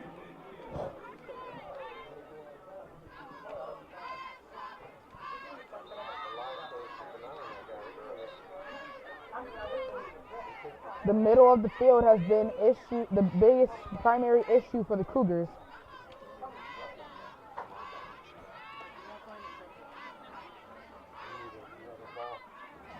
issue on the field. They had the wrong, that's something I've never heard of in a couple of years, I should say. They had the wrong ball on the field. Take that as you will.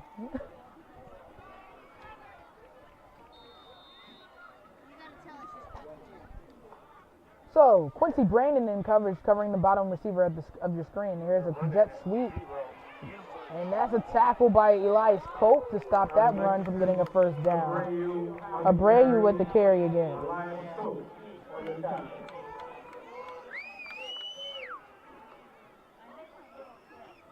Pick up of about 5. Second and 5.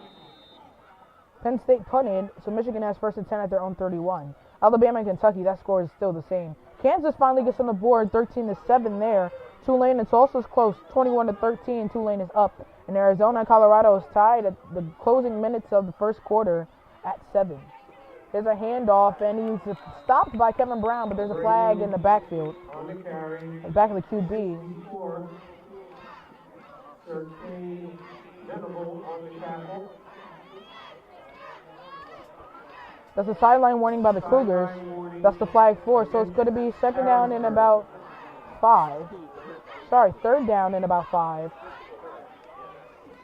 Third and 5 for Cedar Crest.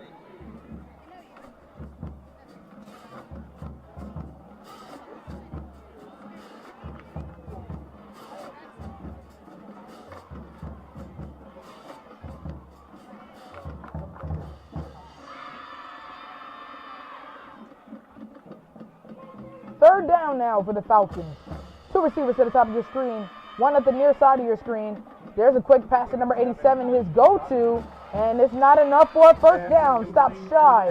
Is this 4-down territory for the Falcons? I mean, it's playoff football. You're down 2 possessions, and you like to waste clock. 7:30 left in the third quarter.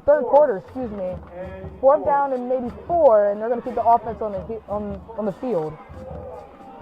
You can expect turnover on downs, and the Cougar offense might get on the field again. And if the Cougar offense can capitalize on a possible turnover on down, find themselves in the end zone once again, that might as well put this game away, possibly heading into another matchup against Central York next week. CR7 field. Not to get ahead of myself, it all kind of comes down to this play, 4th and 4 for the Falcons. Cougars have 2 offsides play, and they have whistles on the field.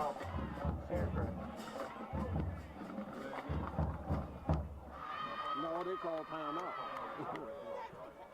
There was a timeout taken by the Falcons on 4th and 4. Last time they had a 4th and 4 situation like that, they got the Cougars offside. Good thing Coach Cal was in there to yell at them in the locker room at halftime to tell them it's not a good thing to do that on 4th and 4, giving up an easy first down. So trying to get the offsides penalty doesn't work. They're going to get the the timeout out. Now they have 2 remaining for the rest of the 3rd and 4th quarter. We'll see if they go for it actually, or if they're going to bring out their punting unit. No signs of a punter just quite yet.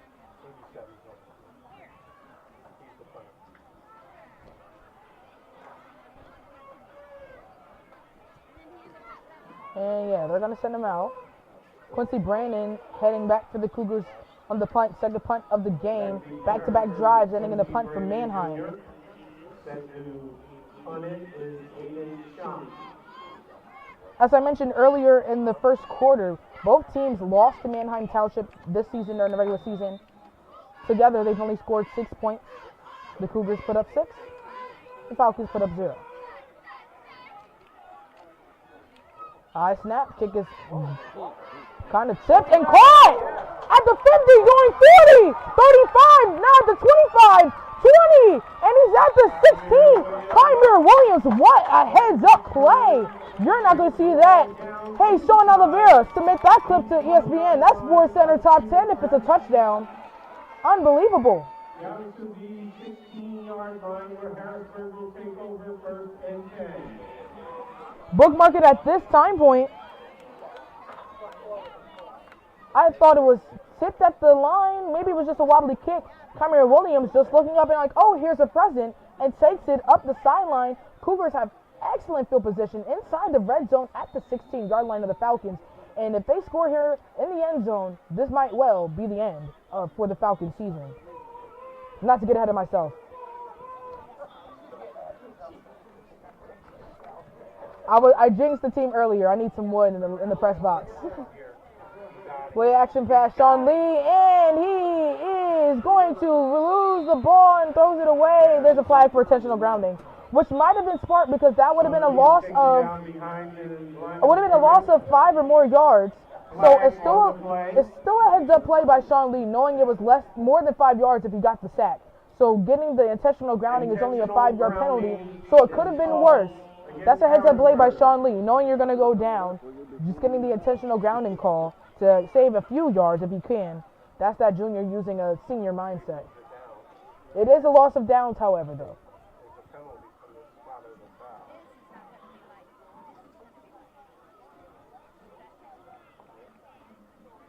Oh, it must be different here in high school. Okay, let me get out of the NFL mindset. So it's a penalty from the spot of the foul. So he loses a yardage and then 5 more. So maybe it wasn't a heads-up play. My apologies. Second down and 22. Thank you for watching this presentation of Harrisburg Cougar football on the Harrisburg Cougar Sports Network. My name is Keziah Champong, your commentator for this afternoon matchup between the Cedar Crest Falcons and the Harrisburg Cougars. If you're watching this game on the commercial break between Michigan and Penn State, we thank you for joining this broadcast. Your Harrisburg Cougars are up against the Falcons 28-14 late, and we'll say middle in the third quarter. Second down and long, and quick pass to number 5, trying to wait for blockers, and he has it, trying to get something, and he'll get it just outside to the 23. Number 21 on the tackle, Caleb Dorsheimer.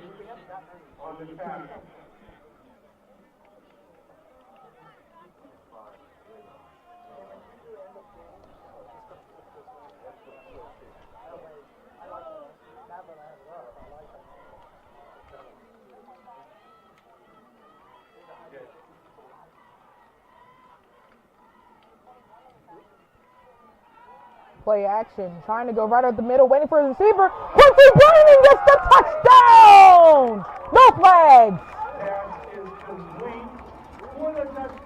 I mentioned that in Keziah's keys to the game. Quincy Brandon is open 99.99% of the time.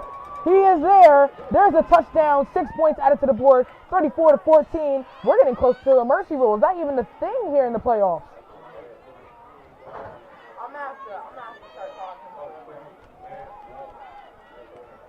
34-14, potential 35, waiting the PAT. If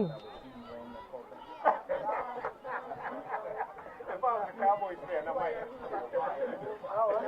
Gideon Fasciana out for the kick. Snap, hold, kick, up, almost blocked, but it is still good. 35-14 here at Simmons Field. Your Harrisburg Cougar takes the lead. 5:52 left in the third quarter. The defense doing their thing, and the offense capitalizing on any opportunity given to them. Oh, my bad. Got a high 5 up here. The high 0? Okay. Is my broadcast still boring?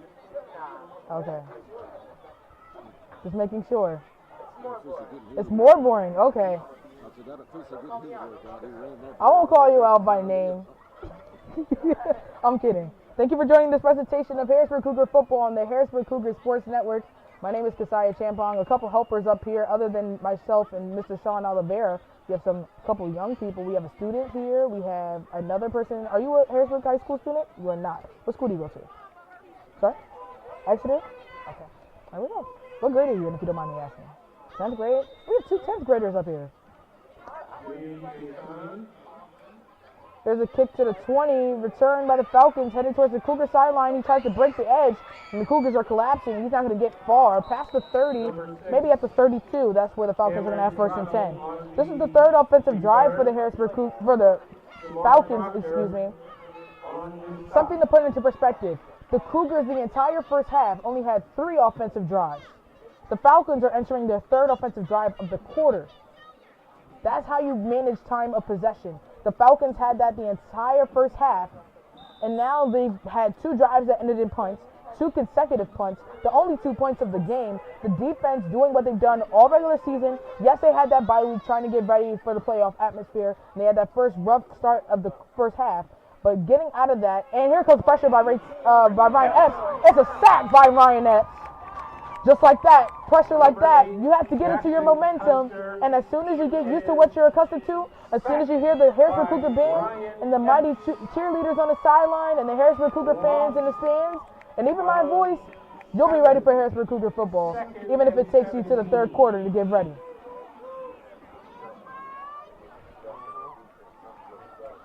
5:35 left in the third quarter, second down and very long. They have to get to their own 42-yard line to get a first down. They're at their own 23.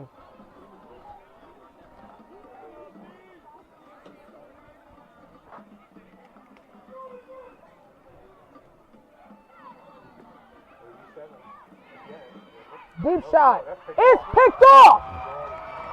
Sean Lee. The pass is intercepted by Sean Lee Jr. We had two 50-50 balls, and there's a late flag. On the play. It's probably going to be a sportsmanlike conduct. What's the flag for? Wasn't nobody over there between him and the offensive man. A sportsmanlike conduct against the Cougars. What do you call it, Steve? I didn't see it either. It was unsportsmanlike conduct against the Cougars. I think it's Pick still counts, yes. First and 10 for the Cougars. And hey, you back the ball up, that's fine. We'll just run the ball and waste more clock, if you ask me. That's going to be 15 yards. So they move the ball back inside their own territory. 15-yard penalty against Harrisburg for excessive celebration. The ball is being placed at the Harrisburg 43-yard line. The Harrisburg Cougar fans, I don't know if you can hear it on my mic or on the camera phone mic, they are not happy. He's the head referee.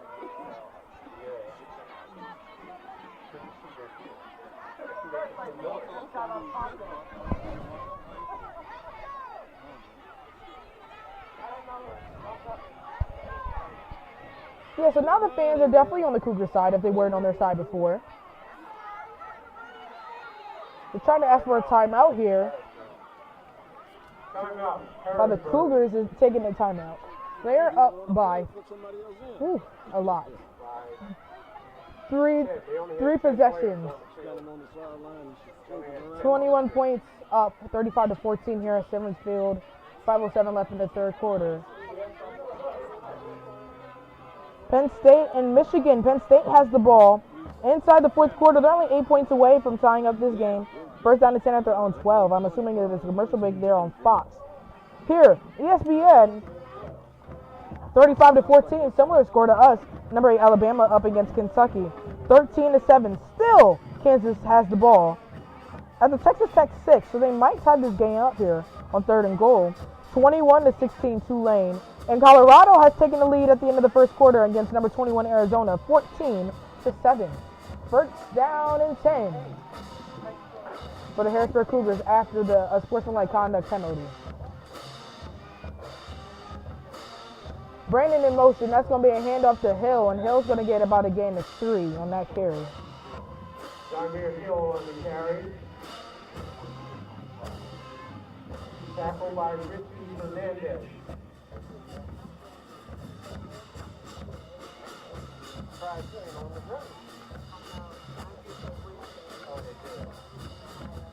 Other scores around college football after that carry by Quincy Brandon doesn't really go far. Other scores in college football, Virginia Tech and Boston College. Virginia Tech is up 48-15 with 10:54 left in that fourth quarter game. Clemson against Georgia Tech. Clemson's up 35-7. And NC State and Wake Forest. That just started second quarter. NC State is up 7-0 with third and goal with the start of the second quarter.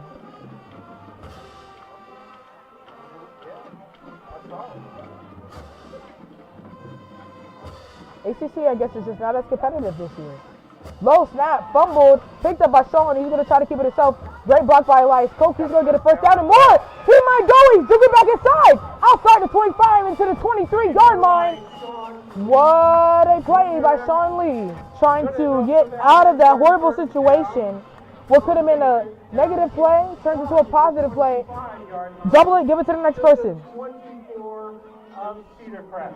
And the clock First and keeps 10 Harrisburg. running inside 4 minutes left in the third quarter.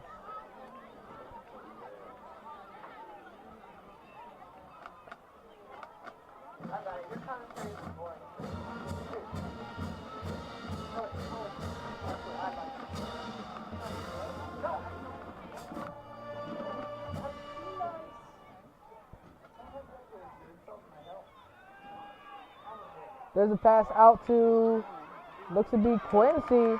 Quincy's a tackle away from getting another touchdown. That tackle will occur, but it is first down and goal for the Cougars. Inside the 10-yard line. Every time Quincy Brandon, Is by Leo Torado Jr. every time Quincy Brandon has been tackled this game, if I'm not mistaken, he has gotten the ball, he has caught it. Every target has been a reception, and every reception has been either a tackle away from a touchdown or a touchdown. And so, Nkasai is keys to the game. Quincy Brandon being open 99.99% of the time, although not everything is 100%, he is awfully close. Here's a carry here, and he's waiting for blocking, and he's going to go in. Salim Penn getting action on the field and getting into the end zone. That's 6 more points, 41-14. Flip the numbers on the scoreboard. 2:59 left in the third quarter, and the Cougar fans are happy. No, I saw that. Yeah, I saw that. He took some hands way out there. Yeah. I would like to send a special shout out to any college recruiter who is either watching this game live because you couldn't be here at 7th Field, or if you're rewatching this game to find out what player on the Harrisburg Cougars or on the Cedar Crest Falcons you want to recruit. Let me tell you this right now about this one special player, as the snap hold kick up for the Cougars is no good. Hit off the crossbar. I'll tell you about one thing about this Harrisburg Cougar player and Kevin Brown. Players who don't show up on a stat sheet win championships. They say that defenses win championships. They say quarterbacks win championships. Doesn't matter what you believe. It's what happens that's not on the stat sheet that wins championships, that wins games. And I'll tell you right now, the MVP that's not on the stat sheet so much on offense is Kevin Brown. I mean, honestly, he is the most put-together player ever that I've seen in a very long time in Harrisburg Cougar football and Harrisburg Cougar athletics. His blocking is absolutely phenomenal. His athleticism, his speed, and ability to get down the field, to chase the tackle on defense, to get an extra block down the field on offense, to pancake players, to sack QBs, to stop runs, to get loss of tackles for loss. I mean, wherever he goes, he might even go into college for 3 years and end up being a first-round pick in the NFL by his junior year. Who knows? The sky is the limit, as that punt is fumbled, and he's going to be taken down at the 8, maybe the 10. The refs are being a little generous. Met by a host of Harrisburg Cougars.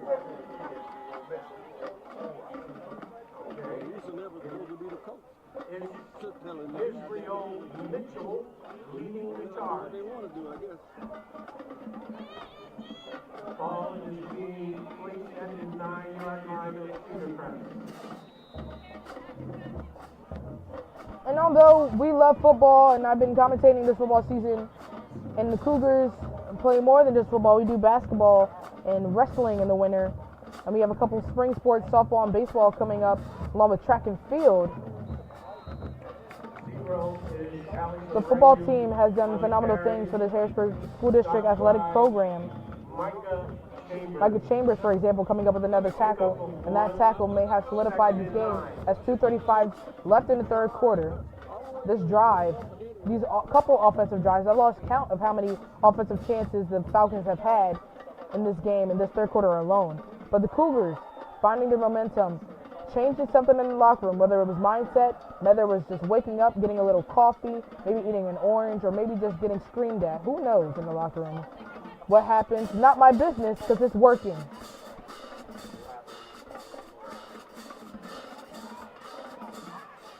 Second down, and there it is. What did I say literally 2 minutes ago? Kevin Brown in the backfield. sacked in the backfield by number 74, Kevin Brown.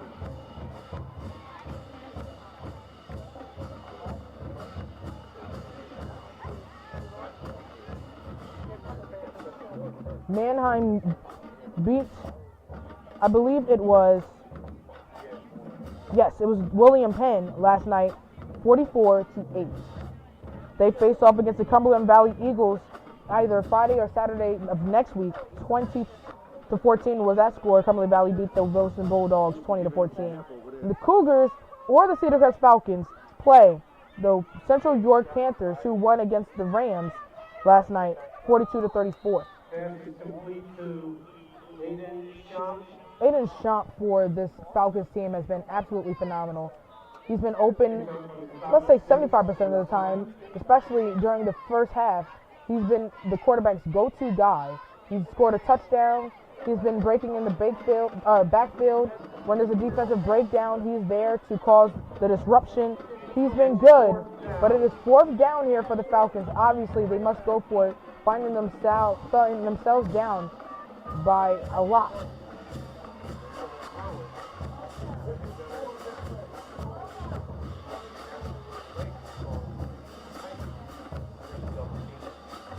QB keeper. Now he goes down the field. Pass deep. He's wide open. It's caught on the sideline. Or is it? No catch. He'll roll it out of bounds. Ruled incomplete. Harrisburg will take over on down. That was risky. Sean Lee, go ahead and stay on the field. You play defense and offense. You just tell your own lineman to hurry up on the field and get out there. 18 seconds left in the third quarter. On the Cedar Crest 17-yard line.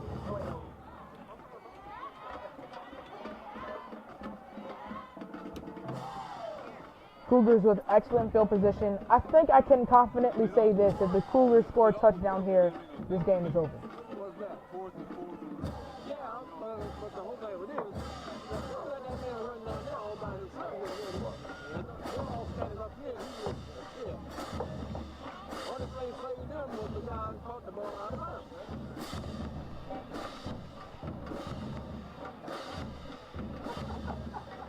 First down and 10, red zone offense for the Cougars. And they put Chimera Williams in at QB this time. Sean Lee's day is probably done. Multiple flags are thrown. I mean, yellow here, yellow there, yellow up, yellow down, all around. Celine Penn with the carry. Celine Penn had an excellent regular season, just like with Nehemiah Ewell and Zymir Hill. Chimera Williams in at QB gives Sean Lee a break. He's actually cheering on the sideline with Micah Chambers just joking around right now. Let's see what this penalty is about. But yes, Celine Penn, the freshman, is a face mask against the Falcons and another penalty against the Cougars. But the penalty will offset. Cedar Crest. Penalties offset. We will repeat first down.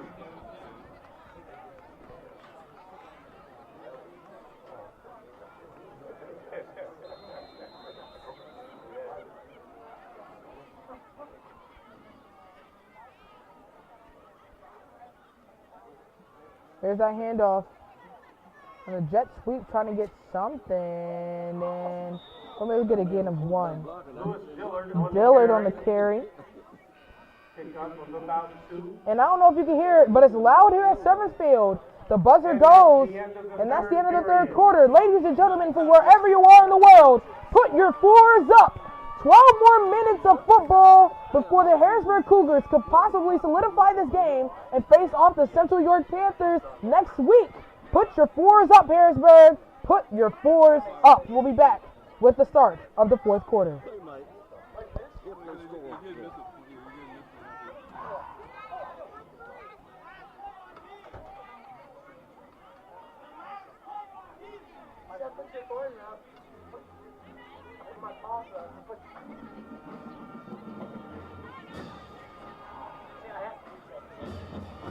Oh.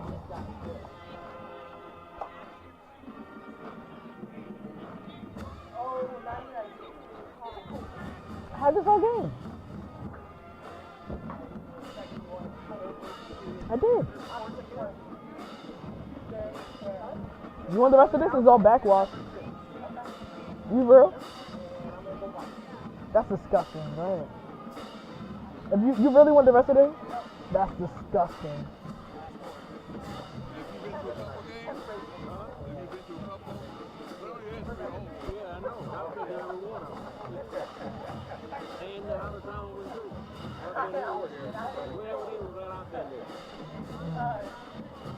Harrisburg has the ball at the Cedar Crest 16-yard line.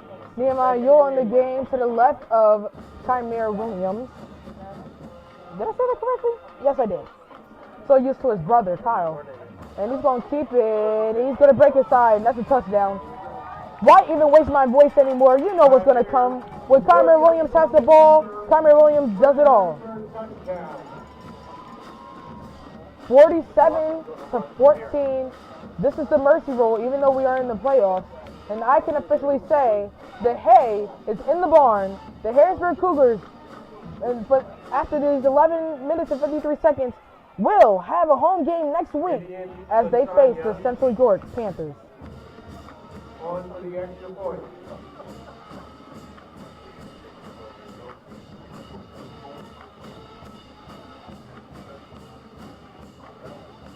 Snap, hold, kick, up, and it is And the good. kick is good.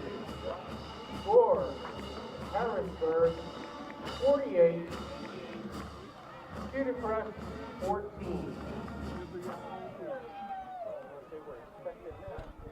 You're rolling out too?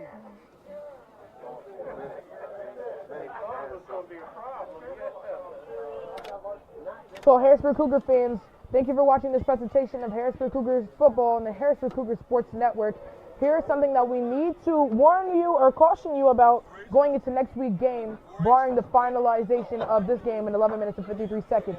Any fan that is willing to or would like to go to a playoff game, PiAA, in any district, even if it is the Harrisburg Cougar game next week against Central York, you must buy your tickets online on the PiAA website. There will not be tickets at the door for you to buy. You must have an online ticket. Tickets online are $6. That was muffed in. It goes out of bounds. That was perfect for the Cougars and not as much for the Falcons, and that's just the theme there. Ball is being placed at the 16-yard line of the Falcons. So yes, any Cougar fan or any Falcon fan or any Central York Panthers, If you plan if you on need to buy a ticket to go to a game, it has to be next online. game, you must buy the ticket at the PiAA website.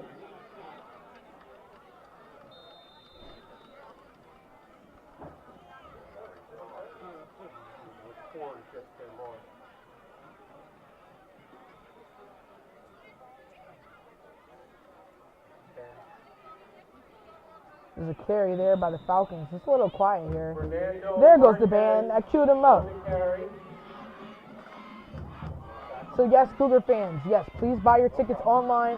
PiAA website, PiAA.org, to buy any district playoff game tickets, including when state starts. You need to buy your tickets online, and that is non-negotiable.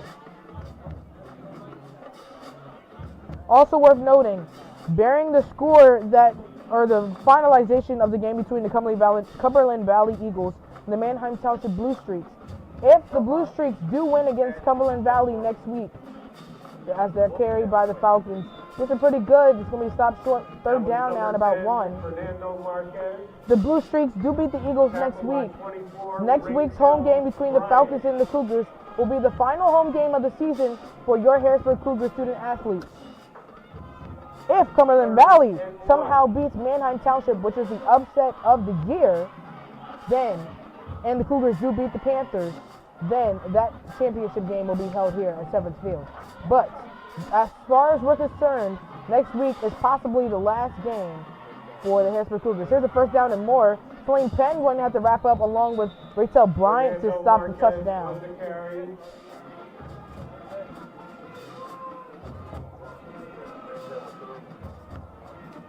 Tackle by Rachel, Brian, and Celine Kent.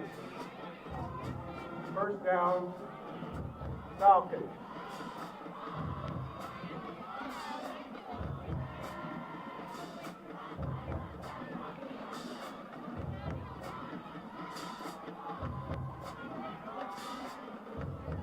There's a handoff to number 10, and good carry, just shy of the first down marker. Fernando Marquez. Number 9, Nehemiah Yule with the tackle. On the tackle. Happy Veterans Day once again to all those who are watching and are in attendance of this game. We thank you for your dedication to the United States and for your service.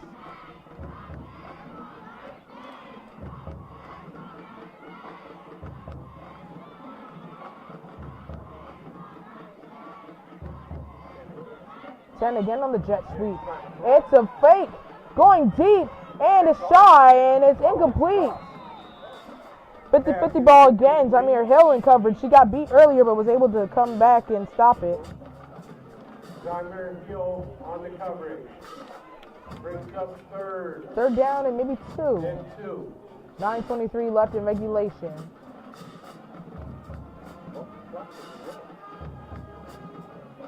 Clock be running? Okay.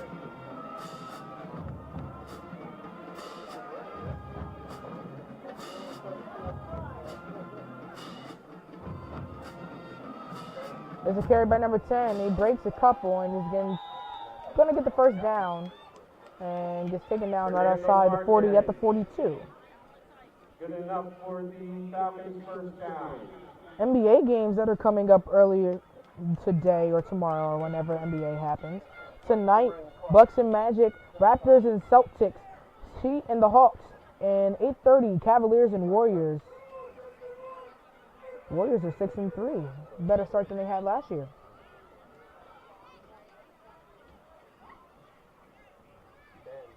Men and women's basketball has started as well.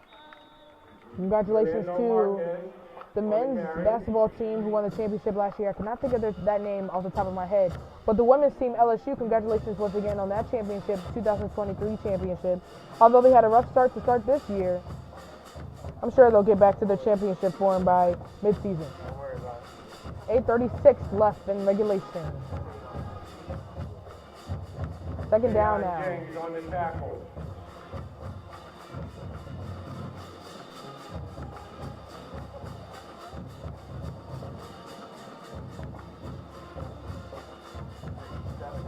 Play action up the middle, incomplete. And the late flag thrown is going to be pass interference against the Cougars. Pass is incomplete, intended for Aiden Shaw.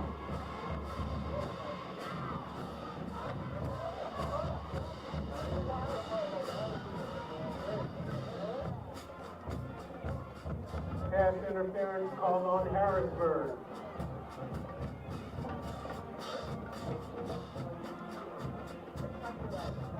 And 15-yard penalty. Takes the ball down to the 21 of Harrisburg. Cedar Crest will have first and 10 from the Harrisburg 21.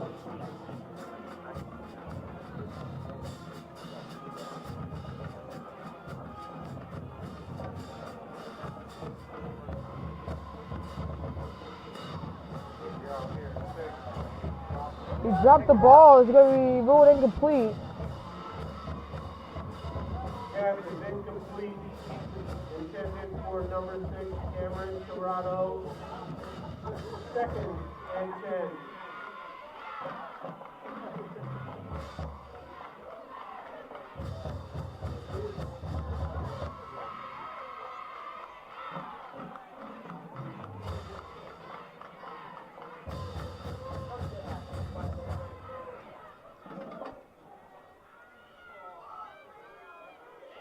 Another run by number 10.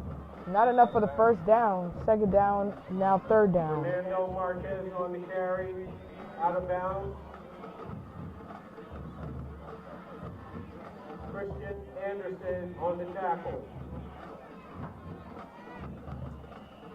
Third down.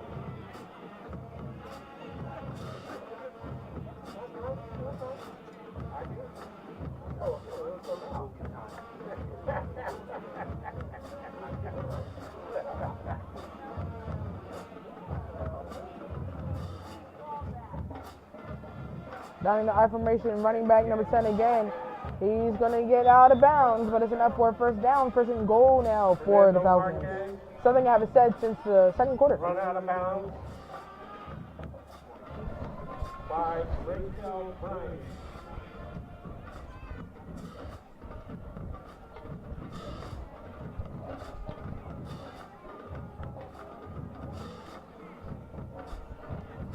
First and goal. First and goal for the Falcons.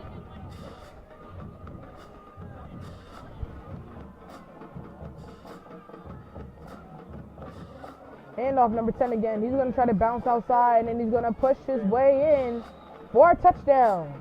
Falcons. Fernando Marquez into the end zone for the Falcons touchdown.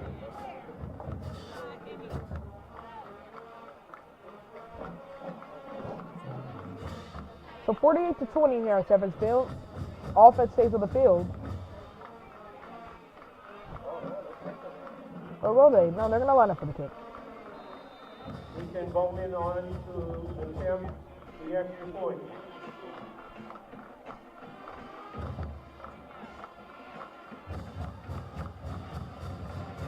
Snap. High hold.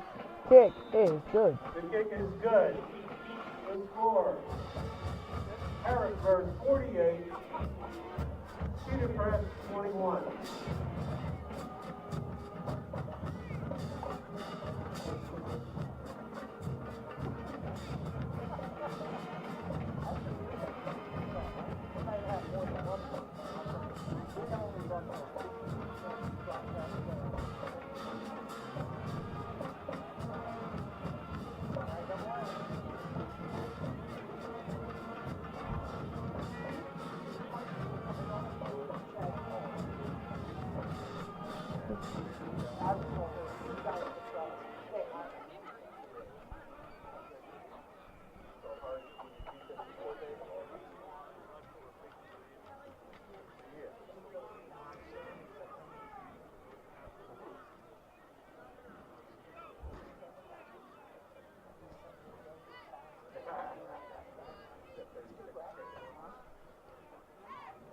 Ethan Bowman sets the kickoff.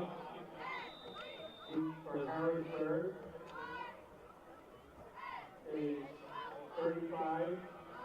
Amir Belcher. Correction, the kicker is 35. Eli here.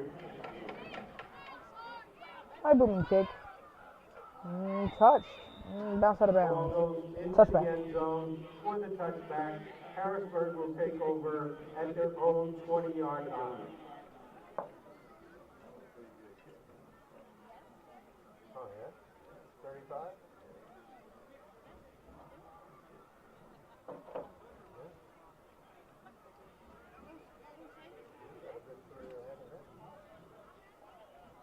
But, you know, they use another guy on that. He just kicked off. 7:52 left in regulation. Crowd is kind of quiet. Second team for the Cougars are coming in. Javon Lewis gets the start at QB for this drive. Newman gets the carry. It's a gain of 5. Makai Newman on the carry. Pick up of about 5. And the clock keeps running. So next week, either Friday or Saturday, it's most likely going to be a Saturday game, your Harrisburg Cougars will be home against the Central York Panthers, who beat Central Dauphin last night. The winner of that matchup will play the winner of Manheim versus Cumberland Valley. It's going to be an interesting game. The Cougars face off against Manheim Township in the PiAA district playoffs last year. They came out with the win. This year, a little different because the Cougars are almost absolutely blown out, almost shut out in that game. That was kind of weird. It's supposed to be a Friday night game that ended up being on a hot Saturday morning. But we're home next week. Pressure by number 10. And that carry's not going to go anywhere. He fumbled the ball, but it's recovered by a Cougar. It's going to be third down now for the Cougars as the clock keeps ticking.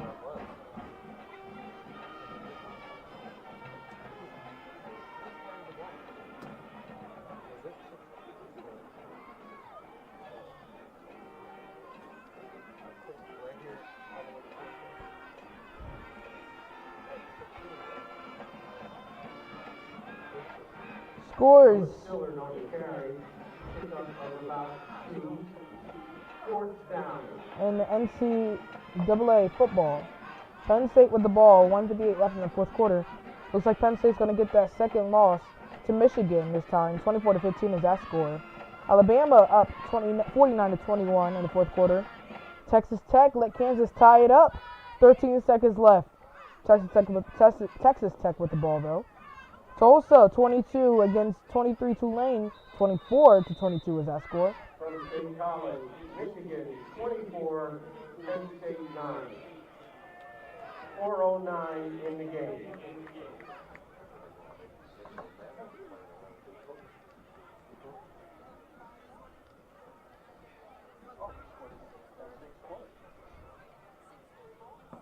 Penn State scored.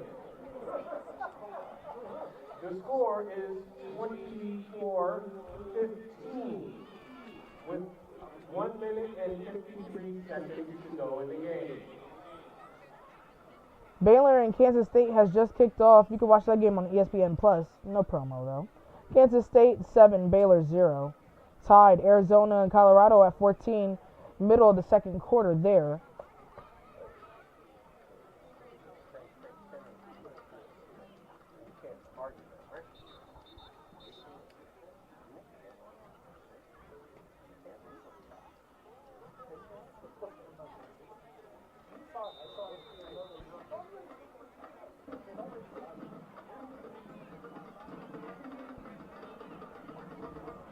Fourth down for the Cougars.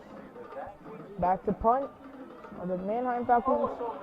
And that punt is high. Six is just going to have to fall on it and let it go.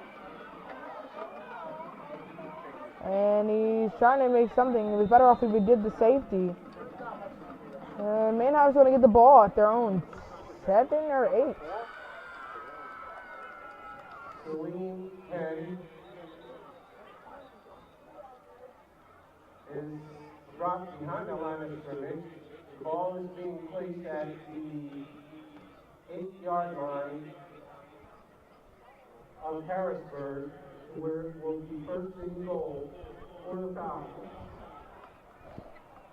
So 5:35 left in this game, and as with most games with the Harrisburg Cougars, you expect the game to be put away even by the second and third stringers, but third stringers haven't been able to do much. There's a number carry, but a touchdown. Number 0, Alex Abreu. Put 6 points to the board, 48-27 here, and just like that, this game has gotten competitive. That's 2 consecutive touchdowns, and they're doing it quickly. 5:31 left in the game. They find themselves down only by 3 touchdowns. And at the rate that they're scoring, they can get 3 touchdowns in the next minute.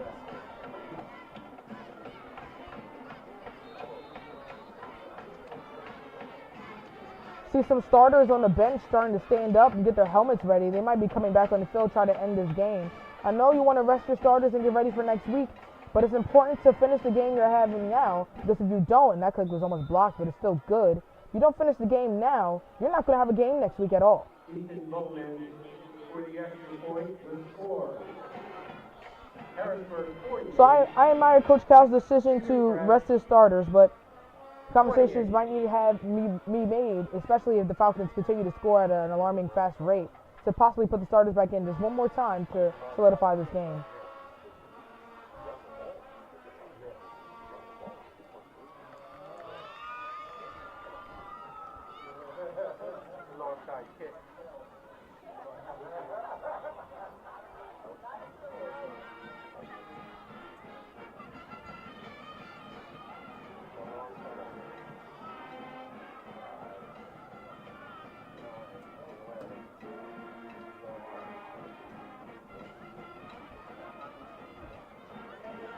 Keith for Harrisburg is Quincy Gray Jr. and number 14, Jair Hill. Onside kick try. It was touched by a Falcon before it was ever by a Cougar area. It was recovered by a Cougar, Micah Chambers with the recovery. Cougars are going to get the ball right at midfield. Onside kick, recovery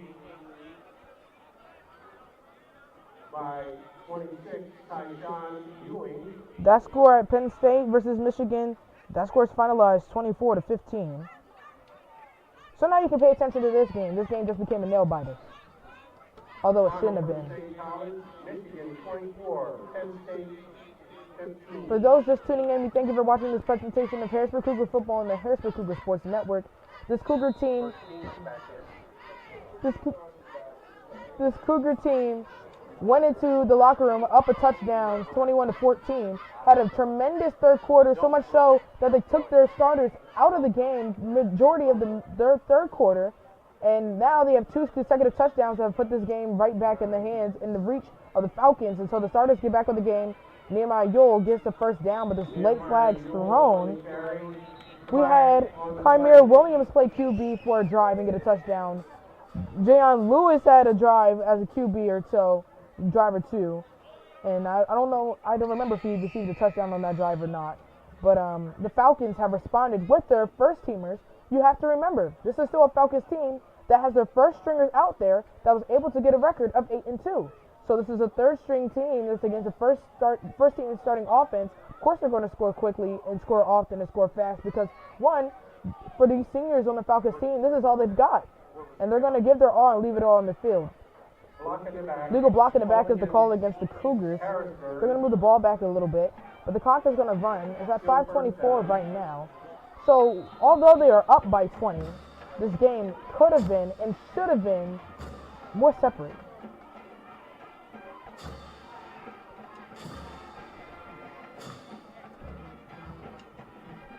One receiver to the top of your screen, 3 at the bottom. Here's the fake carry. Should be cheaper to Sean Lee. Up the middle, clock keeps ticking. Kick up of about 4, second and 6.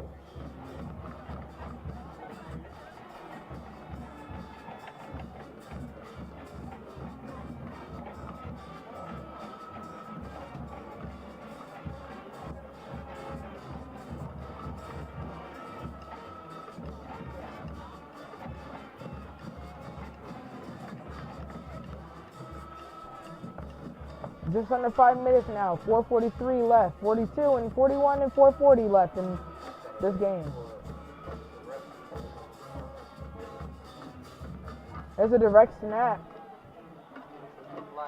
And the flag is thrown. Chimera Williams on the carry. Flag on the play.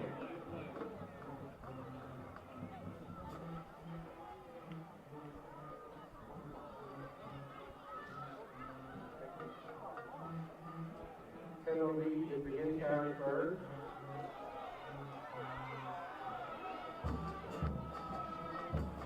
Yard penalty. Still second down.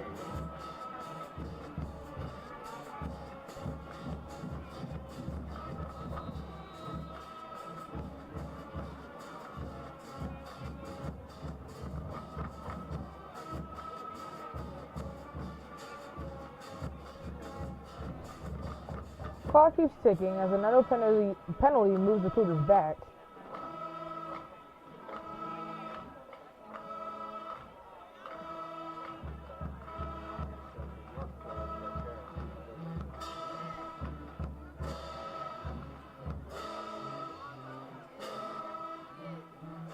Handoff to Yule, and Yule is going to try to hold on to that ball and maybe get a gain of 2 or 1. Nehemiah Yule on So the third down carry. and very long, but we're under 4 minutes left in regulation. Game. Third down. Whistles on the field. Call timeout. Somebody call timeout.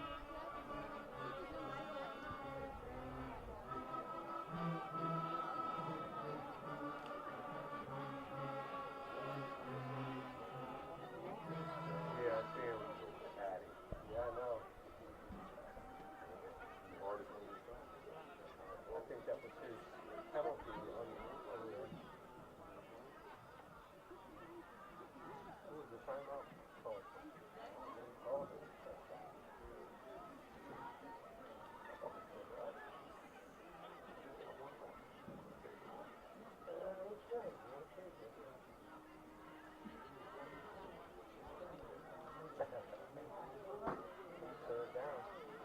Think you're going to throw?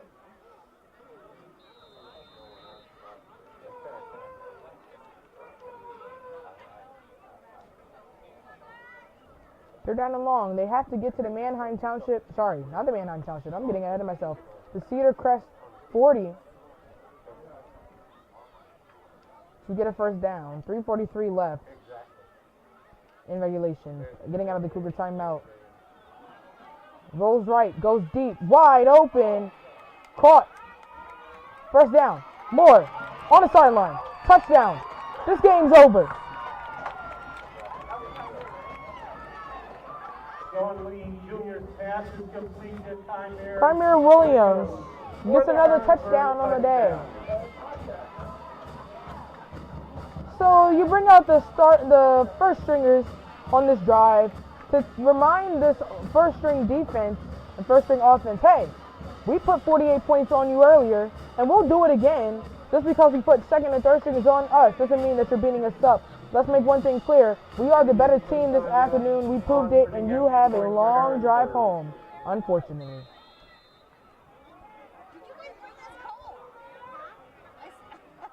Couple Cougar fans leaving.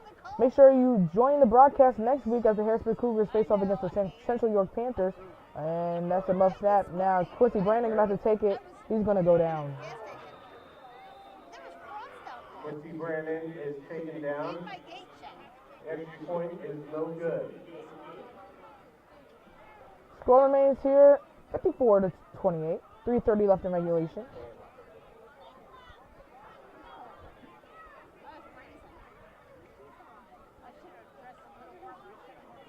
The score, Harrisburg 54, Cedar Crest 28.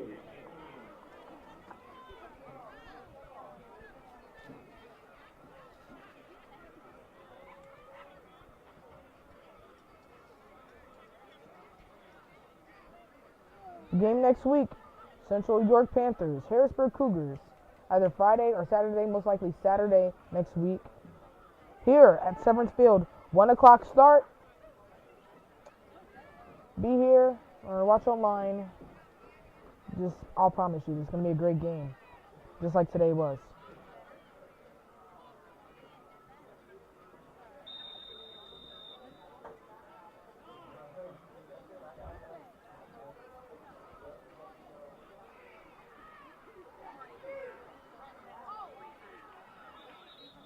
Number 1, Leo Torado Jr. on the Late flag is thrown flag by the white cap official, so whatever he says goes.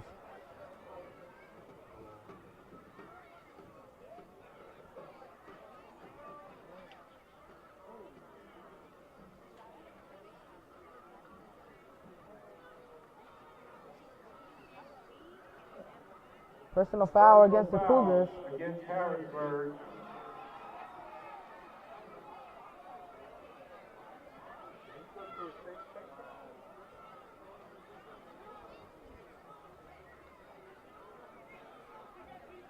Yard penalty against Harrisburg.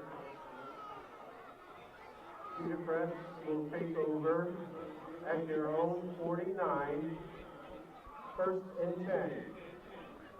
Absolutely unbelievable the amount of penalties that were against the Cougars today, especially in this second half.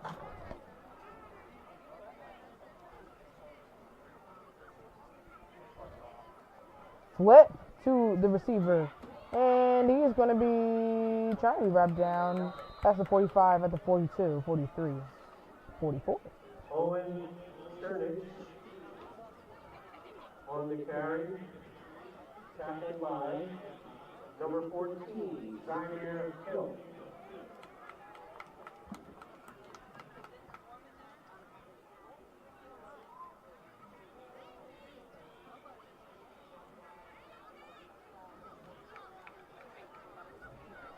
Second down is short, 2:45 and counting left in this game. Handoff to number 10 again. And O-line's going to push him. Cougars are going to push back, but it's still enough for a first down.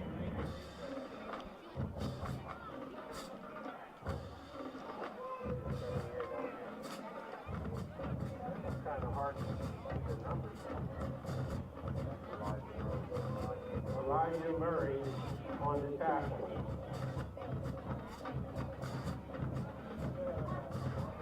Another handoff again. That one's only a gain of 5.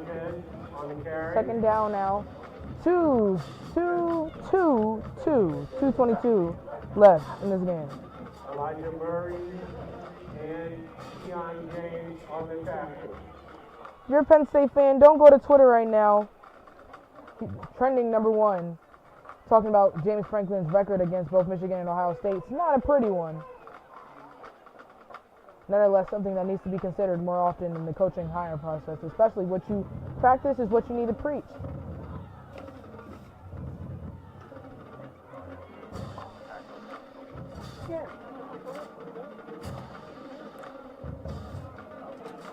Pitch again. They'd like to pitch against the second team. He's going to step out of bounds with a first down. 1:35 left in this regulation of this playoff game.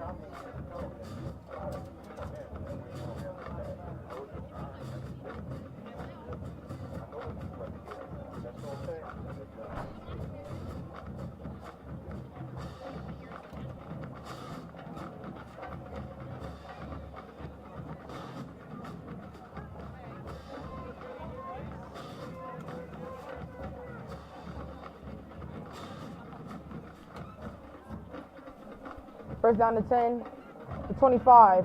Handoff again. Tries to bounce inside, and he gets another tackle. Shy of a first down marker, but inside the 20. Call it red zone football. Clock keeps ticking. 1:23, 1:22, 1:21, 1:20.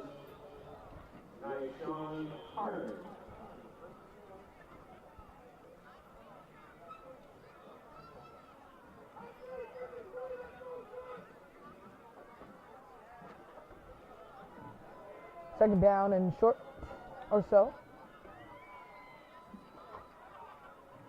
Handoff again.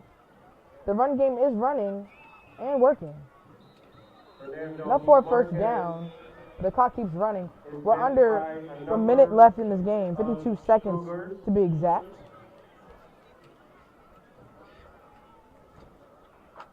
Good enough for the Cedar Crest first down.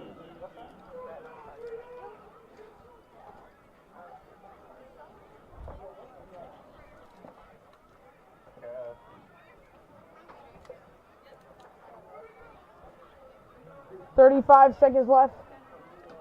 What could be the final play for this Cedar Crest Falcons team is a handoff. Trying to bounce outside. And he gets about to 11 or 10. 20 seconds left in this game. Cougar fans are cheering a little bit. Cougar players on the sideline, not at midfield yet, but the the Cedar Crest Falcons are at midfield lining up. With 8, 7, 6, 5, 4, 3, 2, 1. Your Harrisburg Cougars are moving on as they face and defeat the Cedar Crest Falcons. Your final score here at 7th Field, 54-28. Ladies and gentlemen, Next week, we'll play the Central York Panthers right here at 7th Field next Saturday at 1 p.m. And the winner of that game will face off against Manheim Township or Cumberland Valley. Whoever wins that matchup next Friday. We'll be back with the post-game recap of this game.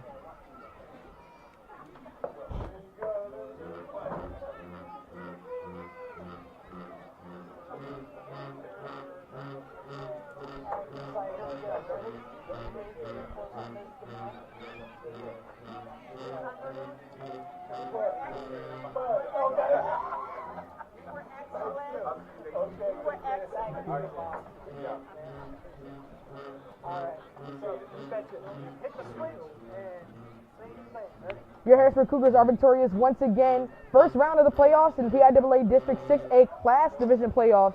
They beat the Cedar Crest Falcons 54-28 here at 7th Field. A rocky start in the first half. I mean, The Falcons controlled the time of possession throughout the entire first half. The Cougars had to come back in the second quarter to try to take the lead in the second quarter, heading into the locker room, knowing that they had the ball to start the third quarter. And in the third quarter, they've had 3 consecutive drives. 2 of the first drives ended in punts, and the Harrisburg Cougars capitalized on those turnovers on downs, those punt situations, and edited touchdowns, and the Harrisburg Cougars are moving on. Next week, they face the Central York Panthers right here at 7th Field at 1 p.m., and the winner of that game faces the winner of Manheim Township versus Cumberland Valley in the championship of this district playoffs. I mean, absolutely unbelievable performance by both the QBs and the defense. Shout out to Kevin Brown, who had a spectacular game, both defensively and offensively. Ryan Epps coming up with the sack. Sean Lee having a couple touchdowns and interceptions. I mean, Kymere Williams did amazing. Quizzy Brandon, I told you earlier in this game, he's open 99.99% of the time. He had a touchdown earlier in this game. He had a couple returns on punts. He did well. This entire Cougars team did well. Raytel Bryant was all over the field for the Harrisburg Cougars team, in the backfield, in the secondary. Didn't matter where you needed him, he capitalized. His entire team capitalized, and they're moving on to face the Panthers at a possible shot at another state title. So, on behalf of this Harrisburg School District, the Harrisburg Cougars Sports Athletic Program, Calvin Everett, the athletic director, and the head coach, the entire production team here, my name is Kasaya Champong, a senior year at Harrisburg High School. Join us next week as we face the Panthers. 1 p.m., 12:55 is when the stream will start, right here on the Harrisburg Cougars Sports Network. Have a great evening.